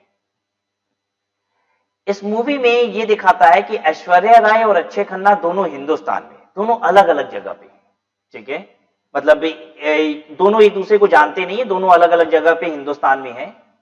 और ये दिखाता है कि अक्षय खन्ना भी हिंदुस्तान से बड़ा त्रस्त है, कहता है यहां ना तो नौकरी है ना पैसे हैं, कुछ भी ना तो कोई डेवलपमेंट है, इंफ्रास्ट्रक्चर का, बेकार है, हिंदुस्तान में रहना मतलब अपने जीवन को खराब करना है। दूसरी तरफ ऐश्वर्या राय भी कहीं हिंदुस्तान के किसी कोने में है और वो भी पता है क्या कह रही है, कह रही है बेकार है, हिंदुस्तान में रहने का कोई फायदा नहीं है, बड़ा बेकार देश है, यहाँ नौकरी नहीं है, पैसे नहीं है, यहाँ पे कुछ डेवलपमेंट नहीं है, बेकार है ये देश, विदेश जाते हैं। दोनों लोग प्लान कर रहे हैं कि हम विदेश जाते हैं, दोनों लोग ही क्या करते हैं, अपनी अपनी जगह से हिंदुस्तान छोड़ते हैं, फ्लाइट में बैठते हैं और विदेश के लिए निकल जाते हैं। और दिखाता है कि संजोग की बात दोनों लोग एक ही देश में पहुंचते हैं, हालांकि अभी तक ये दोनों एक दूसरे को जानते नहीं है, दोनों एक ही देश में पहुंचते हैं और बार बार उस देश में रास्ते में कहीं ना कहीं एक दूसरे से टकराते रहते हैं, कभी खाना खाने जाते हैं तो मिल जाते हैं, कुछ ना कुछ दोनों टकराते रहते हैं। अब कहते हैं ना, नसीब ऊपर वाले को अगर मिलाना होता है, जोड़ी बनानी होती है, तो कहीं ना कहीं वो मिलाते रहता है, बिल्कुल शायद ऐसा ही हो रहा था, वो दोनों एक दूसरे से हर जगह मिलते रहते थे, लेकिन दोनों अनजान हैं, ठीक है। ऐश्वर्या राय ने कई बार अक्षय खन्ना को देखा और ऐश्वर्या राय को क्या होता है, उससे प्यार हो जाता है, ठीक है। ऐश्वर्या राय कई बार ऐसा प्रयास भी करती है कि हम ये बात जता पाए कि अक्षय खन्ना से मुझे प्यार है और अक्षय खन्ना भी मुझे प्यार करे, लेकिन अक्षय खन्ना बिल्कुल भी ध्यान नहीं देता ऐश्वर्या राय पे, वो हमेशा कंटिन्यूअसली इग्नोर करता रहता था, ठीक है। क्यों इग्नोर करता रहता था? क्योंकि वो प्लान कर रहा था कि मैं क्या करूं, मैं तो यहां पे यहां का जो नागरिक है, यहां की कोई जिसके पास नागरिकता होगी, ऐसी लड़की से शादी कर लूंगा तो मुझे क्या मिल जाएगी, नागरिकता मिल जाएगी। ऐश्वर्या राय कंटिन्यूअस प्रयास कर रही है। इनफैक्ट ऐश्वर्या राय ने तो अक्षय खन्ना को इंप्रेस करने के लिए बहुत कुछ किया, एक गाना भी गाया, उसने गाया, मेरा दिल तेरा दीवाना मैं तो तुझ पे मरती हूं, मेरा दिल तेरा दीवाना मैं तो तुझ पे मरती हूं, सारी दुनिया से कह दूंगी तुझसे प्यार मैं करती हूं, मेरा दिल तेरा दीवाना। लेकिन अक्षय खन्ना उसे बिल्कुल भी लिफ्ट नहीं देता, ठीक है, क्यों नहीं लिफ्ट दे रहा है? क्योंकि वो क्या कर रहा है, वो किसी और लड़की को प्यार कर रहा है जो कि उस देश की नागरिकता रखती है और अल्टीमेटली वो उससे मैरिज करना चाहता है ताकि उसे उस देश की नागरिकता मिल जाए। ठीक है, तो शायद अगर पहले आपने ये मूवी देखी होगी तो आपको ये बात नहीं समझ में आई होगी, अब आपको ये बात समझ में आ रही होगी। ठीक है, तो in order to get residential, in order to get citizenship of a country you need to marry a citizen of that particular country. इससे आप रजिस्ट्रेशन अप्लाई कर सकते हो और आपको रजिस्ट्रेशन मिल जाता है।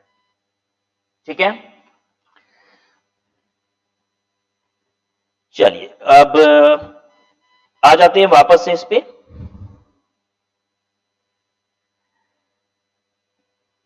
क्या बोलता है, Indian citizen who leaves India, जो हिंदुस्तान का नागरिक है, कैसे बना होगा नागरिक? या तो पैदा हुआ होगा या तो फिर यहां पे पर्सन ऑफ इंडियन ओरिजिन होगा और रजिस्ट्रेशन के लिए अप्लाई कर दिया होगा, या हिंदुस्तान में शादी करके रजिस्ट्रेशन के लिए अप्लाई कर दिया होगा।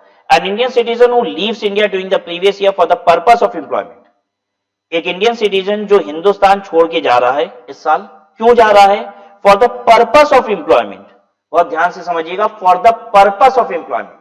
For the purpose of employment का यह मतलब होता है नौकरी की वजह से हिंदुस्तान छोड़ के जा रहा है, नौकरी ढूंढने नहीं, नौकरी की वजह से हिंदुस्तान छोड़ के जा रहा है। मतलब इसका मतलब यह हुआ कि मान लीजिए हम एक मल्टीनेशनल कंपनी में काम कर रहे हैं, ठीक है, उसकी इंडिया में ब्रांचेस है, फॉरेन में ब्रांचेस है, and currently I am working in Indian branch. और कंपनी मुझसे कहती है कि आपको अब इंडियन ब्रांचेस से हम लोग ट्रांसफर कर रहे हैं एक अमेरिका की ब्रांच में। बताए, हम जॉब की वजह से अमेरिका जा रहे हैं, for the purpose of employment. I am N Indian citizen and I am moving outside India, I am living India for the purpose of employment. Government मेरे ऊपर बस एक ही जाल फेंकेगी, हम एक्सेप्शन में कवर हो गए हैं। ठीक है, और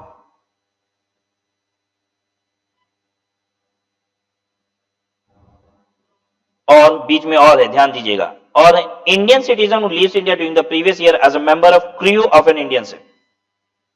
Indian citizen who leaves India during the previous year as a member of crew of an Indian ship. इसका क्या मतलब है?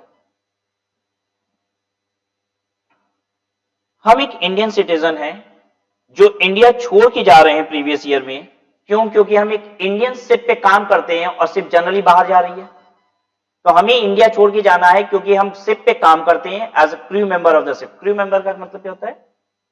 जो लोग भी शिप पे काम करते हैं उनको क्रू मेंबर कहा जाता है। जो शिप चला रहा है वो भी क्रू मेंबर है, जो शिप पे झाड़ू पोछा भी कर रहा है वो भी क्रू मेंबर है। मतलब शिप पे कोई भी, जितने लोग भी ऑपरेट कर रहे हैं on the ship, they are called crew member of the ship. ठीक है, तो मैं एक इंडियन शिप पे काम करता हूं और सिंस इंडियन शिप बाहर जा रही है इसलिए मैं भी बाहर जा रहा हूं। तो ऐसे केस में गवर्नमेंट सिर्फ मेरे ऊपर एक ही जाल फेंकती है in order to check whether I am resident or not। ठीक है, तो क्या हमें याद होते जा रहा है एक्सेप्शन कब? बेसिक कंडीशन ए ही मिलेगा। ठीक है, इंडियन सिटीजन जो इंडिया के बाहर जा रहा है for the purpose of employment.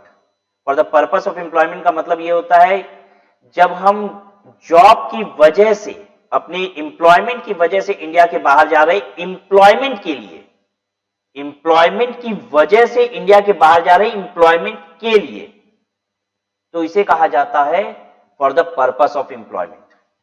फिर से समझिए इस बात को, अगर मान लीजिए हम विदेश जा रहे हैं नौकरी ढूंढने के लिए, काम खोजेंगे, विदेश जा रहे हैं नौकरी ढूंढने के लिए, तो क्या हम एक्सेप्शन में कवर होंगे? नहीं।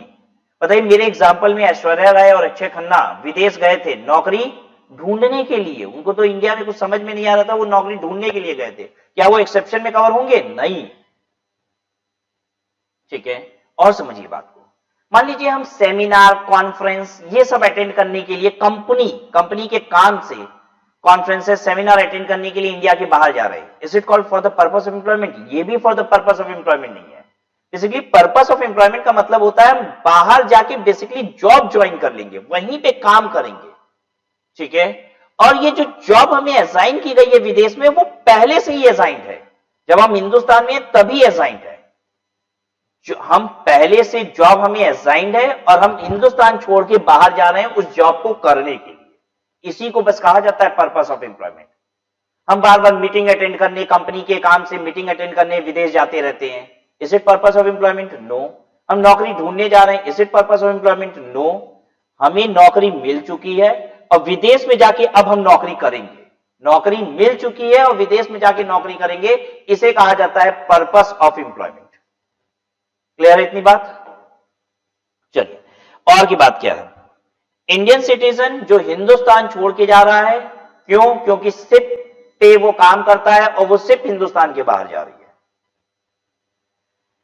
फिर क्या है सेकेंड पॉइंट, इंडियन सिटीजन और अ पर्सन ऑफ इंडियन ओरिजिन, कोई भी हो, इंडियन सिटीजन हो या पर्सन ऑफ इंडियन ओरिजिन, ठीक है। इंडियन ओरिजिन के हम कब बन जाते हैं? चाहे हम खुद पैदा हुए, मेरे माता पिता पैदा हुए हैं, या फिर मेरे दादा दादी नाना नानी कोई भी अनडिवाइडेड इंडिया में पैदा हुए हैं, तो मैं क्या हूं? पर्सन ऑफ इंडियन ओरिजिन, ठीक है। इंडियन सिटीजन या फिर person of Indian origin who comes on a visit to India during the previous year. Indian citizen या फिर पर्सन ऑफ इंडियन ओरिजिन जो हिंदुस्तान घूमने आते हैं प्रीवियस ईयर में, उनके ऊपर गवर्नमेंट बस एक जाल फेंकेगी, उनके ऊपर गवर्नमेंट बस एक जाल फेंकेगी, ठीक है। आप प्रीवियस ईयर में 182 दिन रहे हो या उससे ज्यादा रहे हो तो ही आप इंडियन से रेजिडेंट कहलाओगे, अदरवाइज नहीं कहलाओगे, ठीक है। बात समझिएगा, ये वाली बात क्यों कही गई है, ऐसे समझ लीजिए कि मैं विदेश में रहता हूं, ठीक है, मैं विदेश में रहता हूं, लेकिन हर साल हिंदुस्तान आता हूं अपने गांव की मिट्टी को चूमने के लिए। मुझे बड़ी याद आती है अपने गांव की और मैं हिंदुस्तान हर साल आता हूं, ठीक है। कितने दिनों के लिए? 100 दिनों के लिए हर दिन आता हूं, हर साल आता हूं, हिंदुस्तान में रहता हूं, अपने गांव में रहता हूं और उसके बाद वापस से विदेश चला जाता हूं जहां मैं नौकरी करता हूं, काम करता हूं। अगर मैं हर साल 100 दिनों के लिए आता हूं तो ध्यान दीजिएगा, अगर बेसिक कंडीशन ए बी दोनों चेक की जाए तो क्या होगा? बेसिक कंडीशन ए कहता है 182 दिन या उससे ज्यादा, 182 डेज और मोर, तो वो तो नहीं हुआ। बेसिक कंडीशन बी कहता है 60 डेज और मोर इन द प्रीवियस ईयर, हो गया, 100 दिन हम आए थे। और पिछले 4 सालों में 365 डेज और मोर, और हम आपसे ये कह रहे हैं कि हम हर साल 100 दिन के लिए आते हैं, यानी पुराने 4 सालों में मिला के 400 दिन के लिए आए थे, तो बेसिक कंडीशन बी सेटिस्फाई हो जाएगी। अब हम तो हर साल में 100 दिन के लिए हिंदुस्तान घूमने आते हैं और हम क्या बन जाएंगे? कुछ नहीं करते, यहां पे विदेश में काम करते हैं, वहां पैसा कमाते हैं, और हमारी सरकार अगर ए बी दोनों कंडीशन मेरे ऊपर डाल देती तो हम बन जाते रेजिडेंट, और दुनिया जहां में जितनी इनकम कमाते उस पर टैक्स देना पड़ता है इंडिया में। तो हम कहते ना बाबा ना, हिंदुस्तान तो हम कभी जाएंगे ही नहीं। लाख मुझे याद आई हिंदुस्तान की, अपने गांव की, लेकिन कभी हिंदुस्तान नहीं जाएंगे। 100 दिन के लिए घूमने जाते हैं, नौटंकी देखो हिंदुस्तान की, वो हमको रेजिडेंट बना देता है और बना के बोलता है कि जितना पूरी दुनिया भर में पैसा कमा रहे हो सारा टैक्स कहां जमा करो? हिंदुस्तान में जमा करो। तो हमारी सरकार कह रही है चिंता ना करो, मेरे इंडियन सिटीजन, मेरे पर्सन ऑफ इंडियन ओरिजिन, बोल रही है गवर्नमेंट, घर आजा परदेसी तेरा देश बुलाए रे। क्या बोल रही है गवर्नमेंट?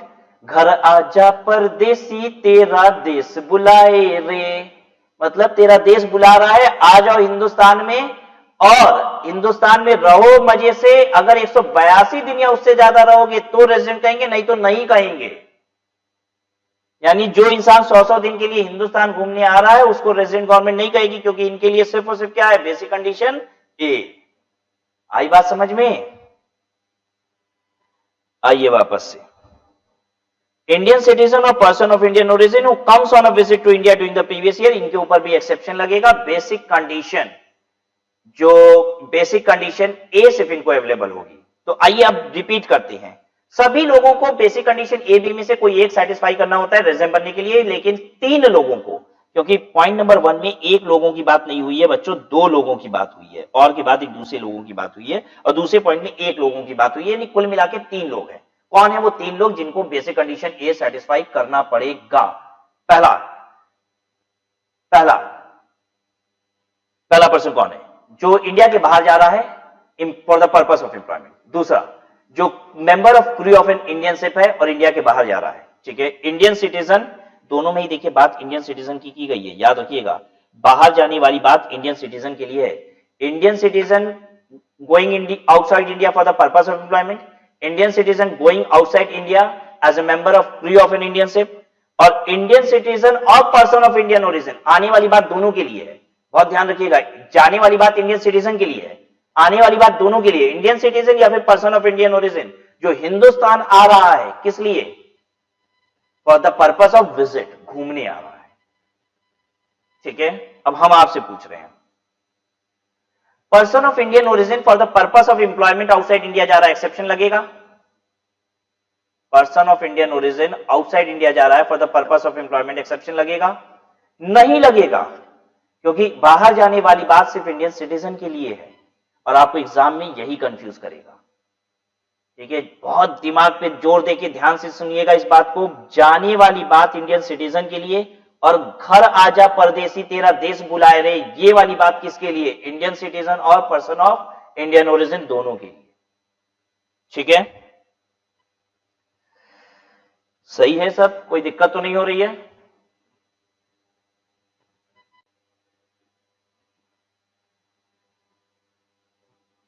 देखिए उसके नीचे नोट है, आइए नोट में क्या क्या लिखा हुआ है पढ़िए एक एक करके। Purpose of employment does not mean living India for taking employment outside India. India के बाहर नौकरी ढूंढने के लिए जा रहे हैं तो वो पर्पस ऑफ एम्प्लॉयमेंट नहीं है, बता दिए हैं। But living India for the purpose of employment, the employment may be in India और may be outside India. For the purpose of employment का मतलब होता है कि या तो आपको विदेश में नौकरी मिल गई है, ठीक है, और इसलिए आप विदेश जा रहे हैं, और या फिर आपको नौकरी हिंदुस्तान में मिली है और आपको ट्रांसफर किया जा रहा है विदेश में। ठीक है, thus the individual need not be an unemployed person who leaves India for taking employment outside India। एक अनएम्प्लॉयड पर्सन अगर इंडिया के बाहर जा रहा है for taking up employment over there, तो ये पर्पस ऑफ एम्प्लॉयमेंट नहीं है। A person is deemed to be of Indian origin, एक पर्सन को इंडियन ओरिजिन का कब कहा जाता है, ये बात भी हमने आपको बता दी है। इफ ही और ईदर ऑफ हिज पेरेंट और any of his grand parent was born in undivided India। एक पर्सन को इंडियन ओरिजिन का तब कहा जाता है जब वो खुद या फिर उसके पेरेंट्स या फिर उसके ग्रैंड पेरेंट्स बॉर्न हुए थे कहां? अनडिवाइडेड इंडिया में। और अनडिवाइडेड इंडिया की डेट याद रखिएगा, वो है 14 अगस्त 1947। कैसे याद रहेगी? देश की आजादी, इंडिपेंडेंस डे के जस्ट एक दिन पहले वाला। ठीक है, यहां तक अनडिवाइडेड इंडिया था, क्योंकि जिस दिन देश आजाद हुआ उस दिन इंडिया भी डिवाइड हो गया था। It may be noted that grandparents include both maternal and paternal। grandparents का मतलब दादा दादी, नाना नानी, सब कुछ है। Third point, it is not essential that the stay should be at same place or continuous। ये बात जरूरी नहीं है कि आप हिंदुस्तान में एक ही जगह पे रहते हो। देखिए, हम कुछ दिन बैंगलोर में रहे, कुछ दिन पुणे में रहे, कुछ दिन मुंबई में रहे, कुछ दिन वाराणसी में रहे, और कुल मिला के हिंदुस्तान में कितने दिन रहे? 182 डेज। तो हम रेजिडेंट हैं। Place of stay in India has not to be seen. India में थे कि नहीं, बस इतना देखना है। ठीक है, फिर उसके बाद कंटिन्यूअस थे कि नहीं थे ये भी नहीं देखना। जैसे हम इंडिया आए 100 दिन के लिए, फिर बाहर चले गए, विदेश चले गए, फिर इंडिया आए 100 दिन के लिए, फिर बाहर चले गए। एक ही साल में 100 दिन के लिए आए, फिर बाहर चले गए, फिर 100 दिन के लिए आए, बाहर चले गए। तो पूरे साल भर में 200 दिन रहे ना, कंटिन्यूअस नहीं रहे, कोई मतलब नहीं। 200 दिन रहे, 182 डेज और मोर हो गया, हम क्या कहलाएंगे? Resident. The place of stay or the purpose of stay is not material। कहां पे इंडिया में आप हो और क्यों, इससे भी मतलब नहीं है। आप बिना मतलब इंडिया में हो, आप नहीं चाहते हो इंडिया में रहना लेकिन फिर भी हो, तो कह रहा है उससे मतलब, ये सब हमको नहीं देखना। आप इंडिया में हो कि नहीं हो, that has to be seen. What is your purpose of stay in India, that is not to be seen. ठीक है, आपका purpose of stay in India has not to be seen. If you are into India for 182 days or more, whatever be the purpose, you will be called resident in India। Next चीज समझिए। Next चीज क्या है?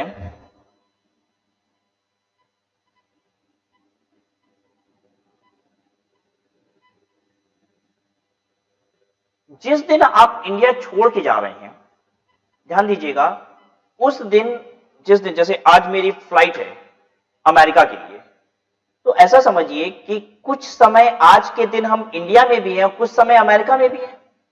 आज अगर मेरी flight है India के लिए, मान लीजिए आज की तारीख है 25/11/2018, ठीक है, और आज हम अमेरिका की फ्लाइट पकड़ लेते हैं, तो भाई 25 नवंबर 2018 को हम कहां हैं?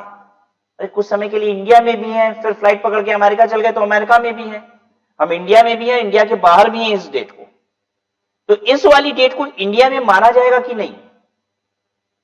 फिर जिस दिन हम इंडिया आ रहे हैं, ठीक है, जैसे मान लीजिए 25/11 को हम 6 बजे शाम को निकल जाते हैं, फ्लाइट पकड़ते हैं शाम को 6 बजे 25 नवंबर 2018 को हम इंडिया से निकल जाते हैं, ठीक है, और ऐसा मानिए कि 10/12/2018 को शाम को 5 बजे हम इंडिया वापस आ जाते हैं, बैक हो गए हैं। तो जिस दिन आप इंडिया से जाते हो और जिस दिन आप इंडिया आते हो, तो ये देखा जाएगा आप इंडिया में कितने घंटे थे। अगर शाम को हम 6 बजे इंडिया से निकले हैं तो कितने घंटे हम इंडिया में थे? अरे शाम को 6 बजे अगर निकले हैं तो 6 घंटे बाद रात के 12 बज जाएगा और दिन पूरा हो जाएगा, ठीक है, यानी 6 घंटा ही बस कम रहे इंडिया में। इंडिया में कितने घंटे रहे? 18 घंटे। अगर शाम को 6 बजे हम इंडिया से निकल जाते हैं तो जिस दिन शाम को 6 बजे निकले उस दिन इंडिया में कितने घंटे थे? 18 घंटे। शाम को 6 बजे निकले हैं ना, रात को 12 बजे पूरा 24 घंटा पूरा हो जाएगा, 24 घंटे, 6 घंटे कम रहे, 18 घंटे रहे। शाम को 5 बजे अगर हम इंडिया आ जाते हैं, शाम को 5 बजे अगर हम इंडिया आ जाते हैं तो कितने देर रहे हैं 10/12/2018 को? शाम को 5 बजे तो आए ही हैं और रात के 12 बजे 24 घंटे, रात को 12 बजे तक हम कितना समय हुआ? 5 बजे शाम को आए हैं तो 6, 7, 8, 9, 10, 11, 12, 7 घंटे हम इंडिया में रहे।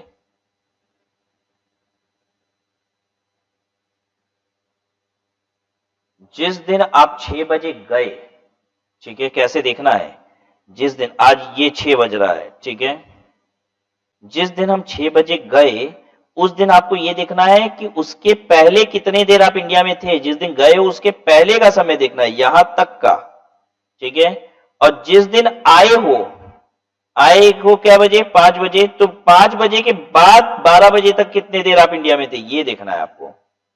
तो जिस दिन 6 बजे हम गए हैं शाम को तो 18 घंटा रह के गए हैं, और जिस दिन 5 बजे आए हैं उस दिन 7 घंटे और रहे हैं हिंदुस्तान में। टोटल कितने घंटे रहे हिंदुस्तान में आप? 25 घंटे। 24 घंटे को एक दिन माना जाता है, 25 घंटे आप इंडिया में रहे, ये दोनों दिन मिला के, तो इस दोनों दिन का मिला के एक दिन माना जाएगा। This is equal to 1 day. समझ में आ गई कि नहीं बात सबको?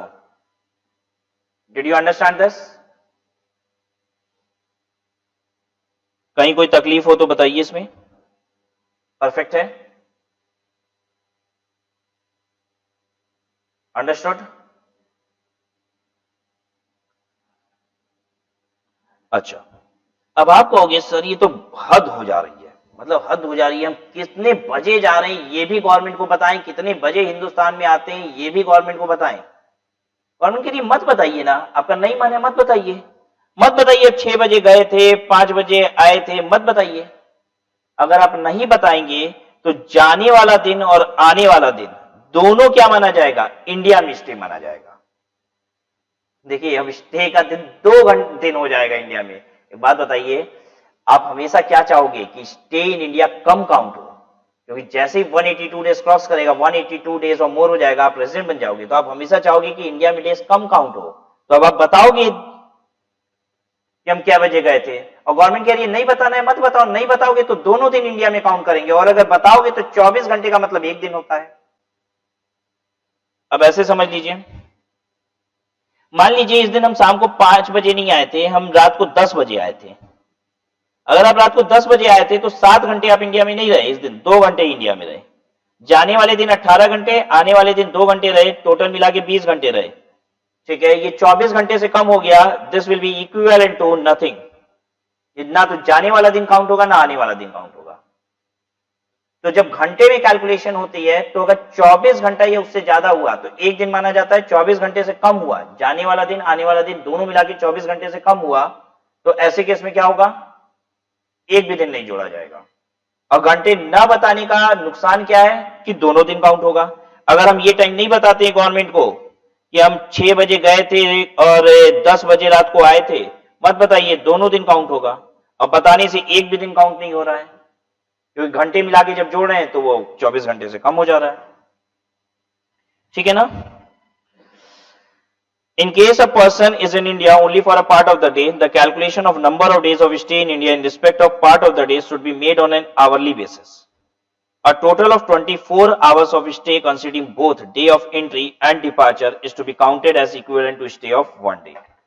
एंट्री वाले और डिपार्चर वाले दोनों के घंटे को जोड़ लीजिए, मिला के अगर 24 घंटे या उससे ज्यादा हो गए तो एक दिन हो जाएगा, और 24 घंटे से कम हुए मिला के भी तो इग्नोर कर दिया जाएगा। Sixth, if information is not available to calculate the period of stay of an individual in India in terms of hours, अगर आपके पास घंटे की कैलकुलेशन नहीं है, पता नहीं है कि क्या बजे गए थे क्या बजे आए थे, तो कहता है देन बोथ द डेज, चलिए मजा लीजिए फिर, both the days, the day of entry and departure shall be taken as stay of the individual in India. तो एंट्री डिपार्चर दोनों ही दिन इंडिया वाले माने जाएंगे। Point number 7, according to rule 126 for the purpose of section 61, in case of an individual being a citizen of India and a member of crew of the ship, the periods of stay in India shall in respect of eligible voyage not include the following period. ये उनके लिए बात हो रही है जो लोग ship पे काम करते हैं। अगर आप शिप पे काम करते हैं तो period of stay in India, क्या कहता है, period of stay in India shall not include, अगर आप शिप पे काम करते हैं तो period of stay in India में ये इंक्लूड नहीं होगा। क्या इंक्लूड नहीं होगा? देखिए, पीरियड टू बी एक्सक्लूडेड मतलब ये इंडिया में स्टे नहीं माना जाएगा। कौन सा स्टे इंडिया में नहीं माना जाएगा? Period commencing from the date entered into continuous discharge certificate in respect of joining the ship by the said individual for the eligible voyage and the day entered into the continuous discharge certificate in respect of signing off by that individual from the ship in respect of such voyage. voyage का मतलब होता है ship। हम आपको पहले थोड़ी सी बात बताएंगे ना तो आपको समझ में आएगा कि क्या होता है एक्चुअली अगर आप शिप पे काम कर रहे हैं ना तो आपको छुट्टी नहीं मिलेगी। मतलब समझिएगा हम क्या कहना चाह रहे हैं। जैसे आप एक शिप पे काम कर रहे हैं, ठीक है, जहाज पे काम करते हैं, ये रहा हिंदुस्तान, ठीक है, और ये रही शिप, आप इस पे काम करते हैं। अब ये जहाज क्या होगा, बाहर जाएगी, ठीक है, जहाज यहां पे पहुंच चुकी है, ठीक है, 10 दिन हो गए, 10 दिन में ये यहां तक पहुंच गई जहाज। अब 10 दिन बाद आप यहां पे बैठे हो जहाज में और आप कह रहे हो कि मुझे हिंदुस्तान वापस जाना है, मुझे छुट्टी चाहिए। क्यों? क्योंकि मेरे घर पे कोई बीमार है। अब एक बात बताइए, उस जहाज पे 100 लोग हैं, जहाज इतनी दूर जा चुकी है, क्या आपके घर में कोई बीमार है तो अब ये जहाज आपको वापस लाएगा क्या? नहीं, चाहे कुछ भी हो जाए अब ये आपको वापस नहीं लाएगा। बहुत रेयर सर्कमस्टांसेस होते हैं, जैसे मान लीजिए यहाँ पे कोई दूसरा देश आ गया अब यहाँ पे, ठीक है, तो आपको कहा जाएगा चलिए अच्छा यहाँ उतर जाइए, ये बहुत अर्जेंट है, तब जाके आपको छुट्टी मिलेगी, छुट्टी नहीं मिलेगी। तो बेसिकली एक आपका सर्टिफिकेट तैयार होता है। अगर आप जहाज पे काम करेंगे तो आपका एक सर्टिफिकेट तैयार होगा, इसमें लिख दिया जाएगा कि देखिए आपको इस तारीख से इस तारीख तक जहाज पे रहना है। मतलब ऐसे लिख दिया जाएगा कि मान लीजिए 10/11/2018 से लेके 22/12/2018 तक ये आपका सर्टिफिकेट डेट है। इतने दिन आप क्या रहेंगे, जहाज पे रहेंगे। ये जहाज की ज्वाइनिंग डेट है, इस दिन आप ज्वाइन करेंगे जहाज पे, और ये वाला जो डेट है वो साइनिंग ऑफ डेट है। साइनिंग ऑफ का मतलब आप जहाज से उतरेंगे। इसी को बोला जाता है कंटिन्यूअस डिस्चार्ज सर्टिफिकेट।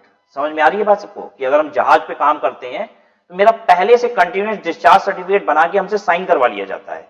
ये आपकी ज्वाइनिंग डेट है, ये आपकी साइनिंग ऑफ डेट है, और बीच में आपको कुछ भी हुआ, ठीक है, कभी कभी तो ऐसा भी होता है कि घर वालों की कोई डेथ हो गई है, फैमिली में किसी की डेथ हो गई है और फिर भी बंदा जा नहीं पाता है, ठीक है, उनसे साइन करा लिया जाता है पहले कि आपको छुट्टी नहीं दी जाएगी, बीच में छोड़ा नहीं जाएगा, क्योंकि पॉसिबिलिटी नहीं होती है। अब देखिए जहाज वापस नहीं आएगी अब आपके लिए, ठीक है। तो ये होता है कंटिन्यूअस डिस्चार्ज सर्टिफिकेट। अब यहां पे क्या समझाया जा रहा है, समझाया ये जा रहा है कि यहां से लेके यहां तक का पूरा पीरियड स्टे इन इंडिया में काउंट नहीं होगा। ये पूरा पीरियड एक्सक्लूड कर दिया जाएगा। This not stay in India, ये this period is not stay in India, this period is not stay in India. बस ऐसे समझ लीजिए। तो जो आपकी ज्वाइनिंग वाला दिन, जिस दिन आप जहाज में बैठेंगे और जिस दिन आप जहाज से उतरेंगे, दोनों ही स्टे इन इंडिया काउंट नहीं होगा। ठीक है, ये सिर्फ जहाज के लिए है। कौन से? पानी वाले जहाज। ठीक है, शिप के लिए बात हो रही है। This is only for ship. ठीक है, फ्लाइट वगैरह के लिए हमने क्या बताया आपको?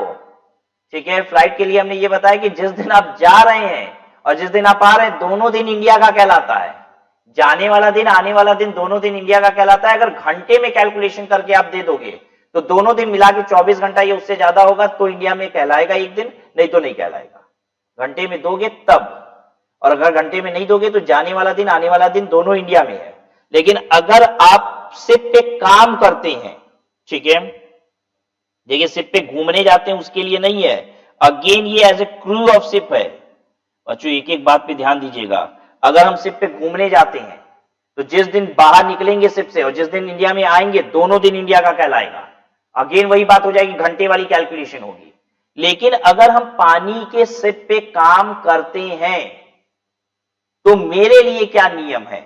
जो मेरा सर्टिफिकेट तैयार होता है उसकी ज्वाइनिंग डेट और साइनिंग ऑफ दोनों डेट इंडिया के स्टे में काउंट नहीं होगी। ठीक है, ये किसके लिए है? कोई भी जो शिप से जा रहा है नहीं, ये सिर्फ उनके लिए है जो लोग शिप पे काम करते हैं। बाकी लोगों के लिए तब क्या नियम है? नॉर्मल नियम। जाने वाला दिन, आने वाला दिन, इंडिया से बाहर जाने वाला दिन, इंडिया में आने वाला दिन, दोनों ही इंडिया का स्टे कहलाता है। अगर घंटे में कैलकुलेशन कर सकते हो तो कर दो, ऐसे में 24 घंटा या उससे ज्यादा एक दिन, अदरवाइज इग्नोर। क्लियर है इतनी बात?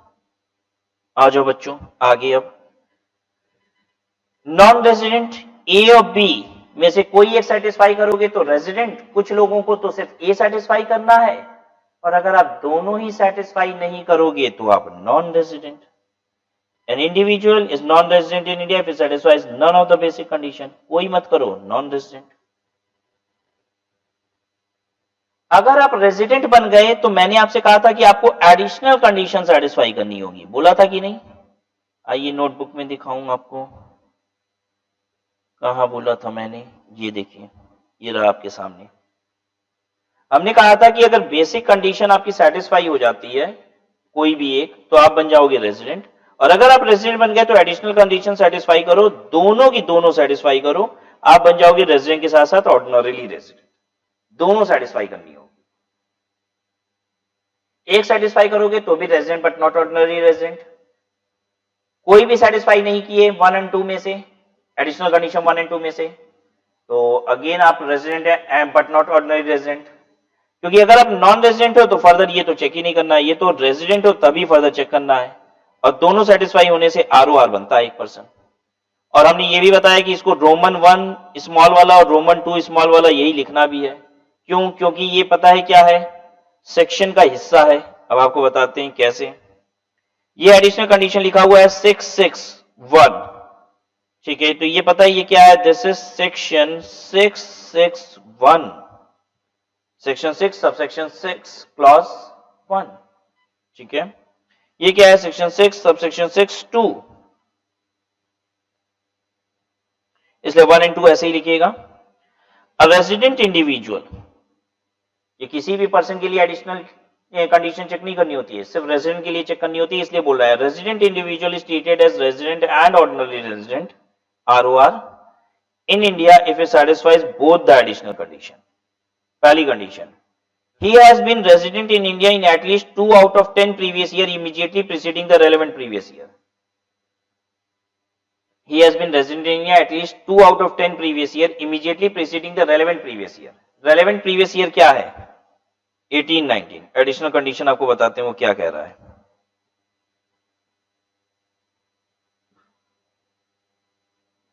एडिशनल कंडीशन कह रहा है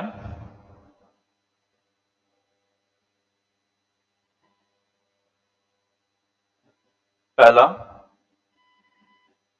जो रेलेवेंट प्रीवियस ईयर उससे पुराने 10 प्रीवियस ईयर देखने हैं, यानी रेलेवेंट प्रीवियस ईयर तो मेरा क्या है 18-19, तो उसके पहले 17-18, 16-17, 15-16, 14 15, 13 14, 12 13, 11 12, 10 11, 9 10, 8 9 हो गया कि नहीं 10 साल? 1 2 3 4 5 6 7 8 9 10, ओके यस 10 हो गया।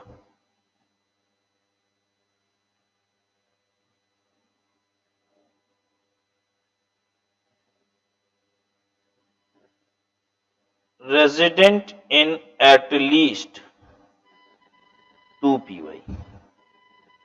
एडिशनल कंडीशन 1 ये कहता है कि प्रीवियस ईयर से पुराने 10 सालों में कम से कम 2 साल वो रेजिडेंट हो।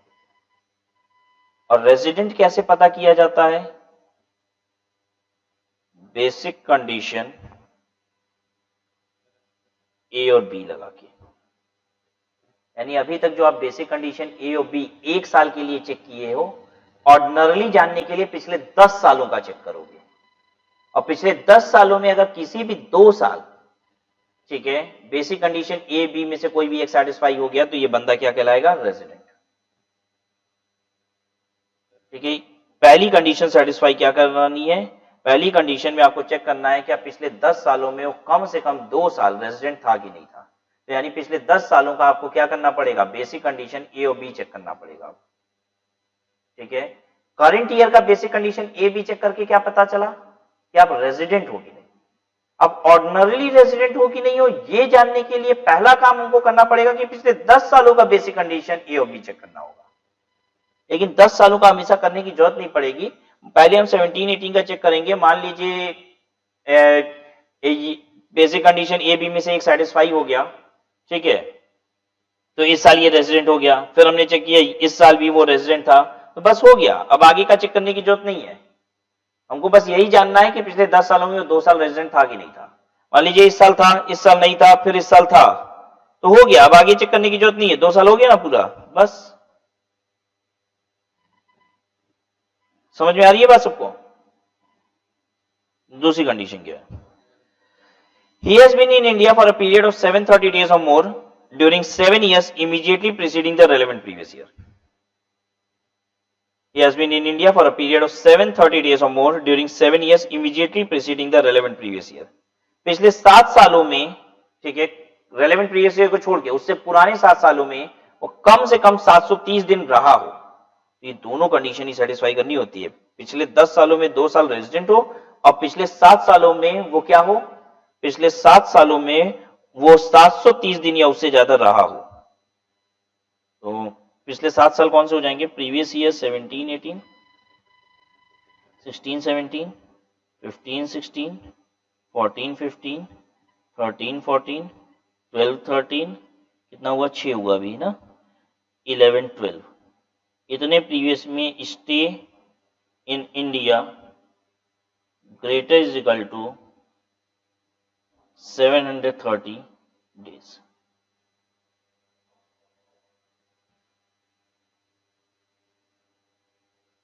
कोई दिक्कत किसी को या क्लियर है सबको? ठीक है,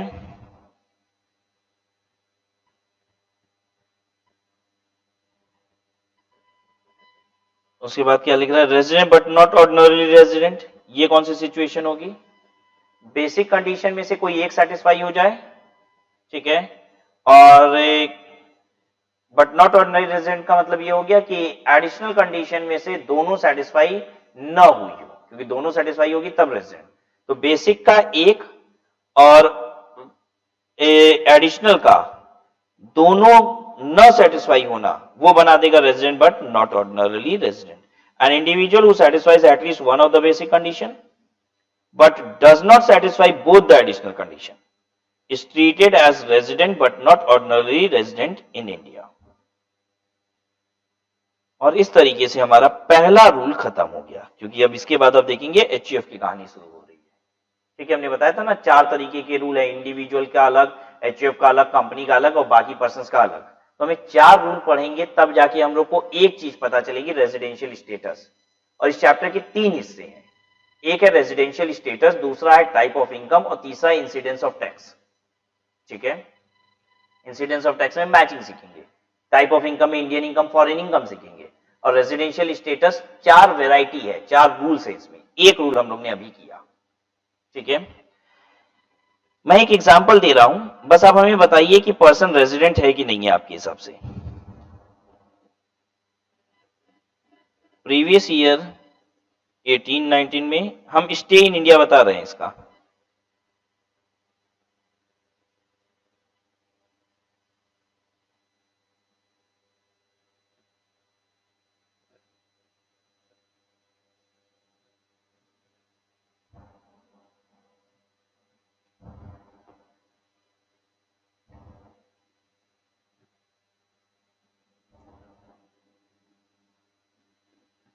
प्रीवियस ईयर 18-19 में वो 185 डेज था।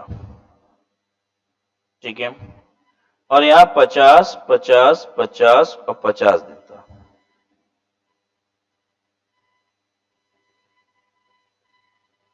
चलिए, सिर्फ आपको बताना है कि पर्सन रेजिडेंट है कि नहीं। फर्दर क्लासिफिकेशन नहीं पूछ रहे हैं आपसे, रेजिडेंट एंड ऑर्डिनरी रेजिडेंट है कि नहीं है, या resident but not ordinary resident है कि नहीं है, ये नहीं बताना। रेजिडेंट या नॉन रेजिडेंट बताइए, जिसके लिए आपको सिर्फ बेसिक कंडीशन ए बी देखनी होती है। और ये बंदा एक्सेप्शन वाला नहीं है, 3 लोग एक्सेप्शन में आते हैं ना, वो वाला बंदा नहीं है, ए बी दोनों चेक हो सकता है।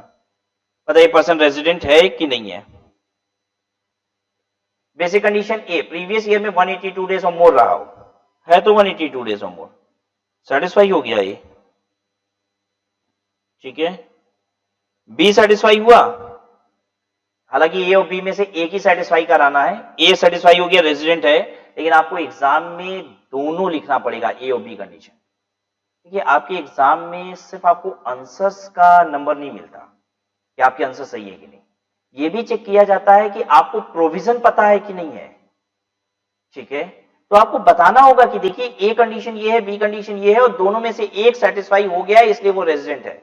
बस ये नहीं कि ए सेटिस्फाई हो गया चलो आगे बढ़ जाते हैं, रेजिडेंट तो है बंदा, रेजिडेंट है बंदा, आंसर कंक्लूजन आपका सही है, लेकिन आपको प्रोविजन की पूरी जानकारी है कि नहीं, ये बात चेक नहीं हो पाई। ठीक है, अच्छा बी क्या है, प्रीवियस ईयर में 60 दिन या उससे ज्यादा। ठीक है, प्रीवियस ईयर में 60 दिन या उससे ज्यादा है, 185 दिन है।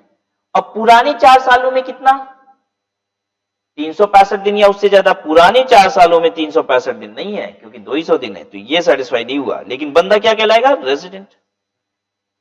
आइए दूसरा क्वेश्चन करते हैं अब आपके साथ। बताइए, मान लीजिए यहां पे 70 डेज है और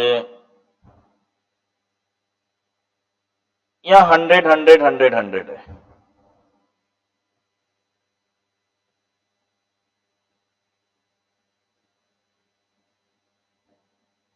अब क्या होगा, ए सेटिस्फाई हो रहा है कि नहीं बताइए, बी सेटिस्फाई हो रहा है कि नहीं। ए सेटिस्फाई, 182 डेज और more during the previous year, no, previous year 18-19 में 70 डेज है, ये सेटिस्फाई नहीं हुआ। बी कंडीशन, प्रीवियस ईयर में 60 डेज और मोर, और उसके पुराने 4 सालों में 365 डेज और मोर। प्रीवियस ईयर में 60 डेज और मोर, हाँ 70 डेज है, हो गया। उसके पुराने 4 सालों में 365 डेज और मोर, उसके पुराने 4 सालों में 400 दिन हो गया। यस, ये कंडीशन सेटिस्फाई है, ये बंदा रेजिडेंट है। सबको समझ में आ रहा है ना। ठीक है, तो इस तरीके से हम रेजिडेंट जानते हैं। और देखिए, आपको डेज, यही चीज एग्जाम में देता है, आपको डेज बताता है और आपको रेजिडेंशियल स्टेटस बताना होता है। ठीक है, फिर जैसे ही हम रेजिडेंट पता कर लिए और हमें पता चल गया वो रेजिडेंट है, तो हमें फर्दर डिटरमिन करना होता है कि वो ROR है कि RNOR है। और फिर ROR के लिए फिर आपको 2 कंडीशन सेटिस्फाई करनी होगी, 1 एंड 2। 1 में आपको फिर से 10 सालों में देखना होगा कि वो कम से कम 2 साल रेजिडेंट है कि नहीं है। और पुराने 7 सालों में क्या वो 730 डेज और मोर इंडिया में रहा था कि नहीं। ये 2 कंडीशन और सेटिस्फाई होगी जाएगी तो वो ROR कहलाएगा। आइए आपको फिर एक एग्जांपल और ले लेते हैं। मान लीजिए 70 डेज 70 डेज 70 डेज 70 डेज और 70 डेज स्टे किया है वो। अब बताइए ए सेटिस्फाई हुआ कि नहीं, बी हुआ कि नहीं।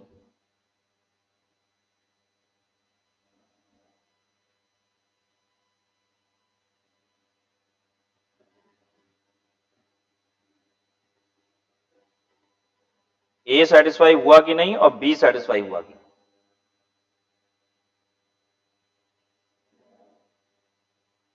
देखिए अगर 70 70 70 70 70 रहा है, ए की बात करते हैं, प्रीवियस ईयर 18 19 में 182 डेज और मोर, तो भाई वो तो नहीं है, 70 डेज ही है। बी कहता है प्रीवियस ईयर में 60 डेज और मोर हो जाए, ठीक है हो रहा है, 60 डेज और मोर हो रहा है प्रीवियस ईयर में, लेकिन उससे पुराने 4 सालों में साथ ही साथ एंड है ना यहाँ पे, तो 60 डेज और more during the previous year and preceding 4 previous year में 365 डेज और मोर, प्रीसीडिंग 4 प्रीवियस ईयर में 280 डेज हो रहा है, तो ये भी कंडीशन सेटिस्फाई नहीं हुई, बंदा क्या कहलाएगा, नॉन रेजिडेंट। ठीक है, तो आज की क्लास में हमने आपको एक रूल बताया रेजिडेंशियल स्टेटस का डिटरमिन करने का। ठीक है, अगली क्लास में आएंगे तो पहले हम लोग क्या करेंगे, इस रूल को प्रैक्टिकली अप्लाई करना सीखेंगे, हम लोग इंडिविजुअल का रेजिडेंशियल स्टेटस निकालना सीखेंगे। ठीक है, और जब हम वो प्रैक्टिकल क्वेश्चंस कुछ कर लेंगे तो उसके बाद फिर एचयूएफ का रूल और बाकी रूल्स को सीखेंगे। ठीक है, इससे हमारा कॉन्फिडेंस बढ़ेगा और हम दूसरे रूल को और कॉन्फिडेंटली समझ पाएंगे जब हम इसको प्रैक्टिकली अप्लाई कर चुके होंगे। तो नेक्स्ट क्लास में हम लोग आगे प्रोसीड नहीं करेंगे, अगले रूल को नहीं सीखेंगे, पहले कुछ प्रैक्टिकल क्वेश्चन जो अनसॉल्व्ड एक्सरसाइजेस है उसमें से कुछ प्रैक्टिकल क्वेश्चन को सॉल्व करेंगे, अपना कॉन्फिडेंस बढ़ाएंगे कि क्या हम इंडिविजुअल का रेजिडेंशियल स्टेटस अच्छे से निकाल पा रहे हैं, और वो जैसे ही हम सीख जाएंगे तो फिर अगले रूल की तरफ बढ़ेंगे। ठीक है, तो ये अप्रोच होगा हमारा। आज की क्लास को हम लोग यहीं पे खत्म करते हैं। ठीक है, विल स्टॉप ओवर हियर।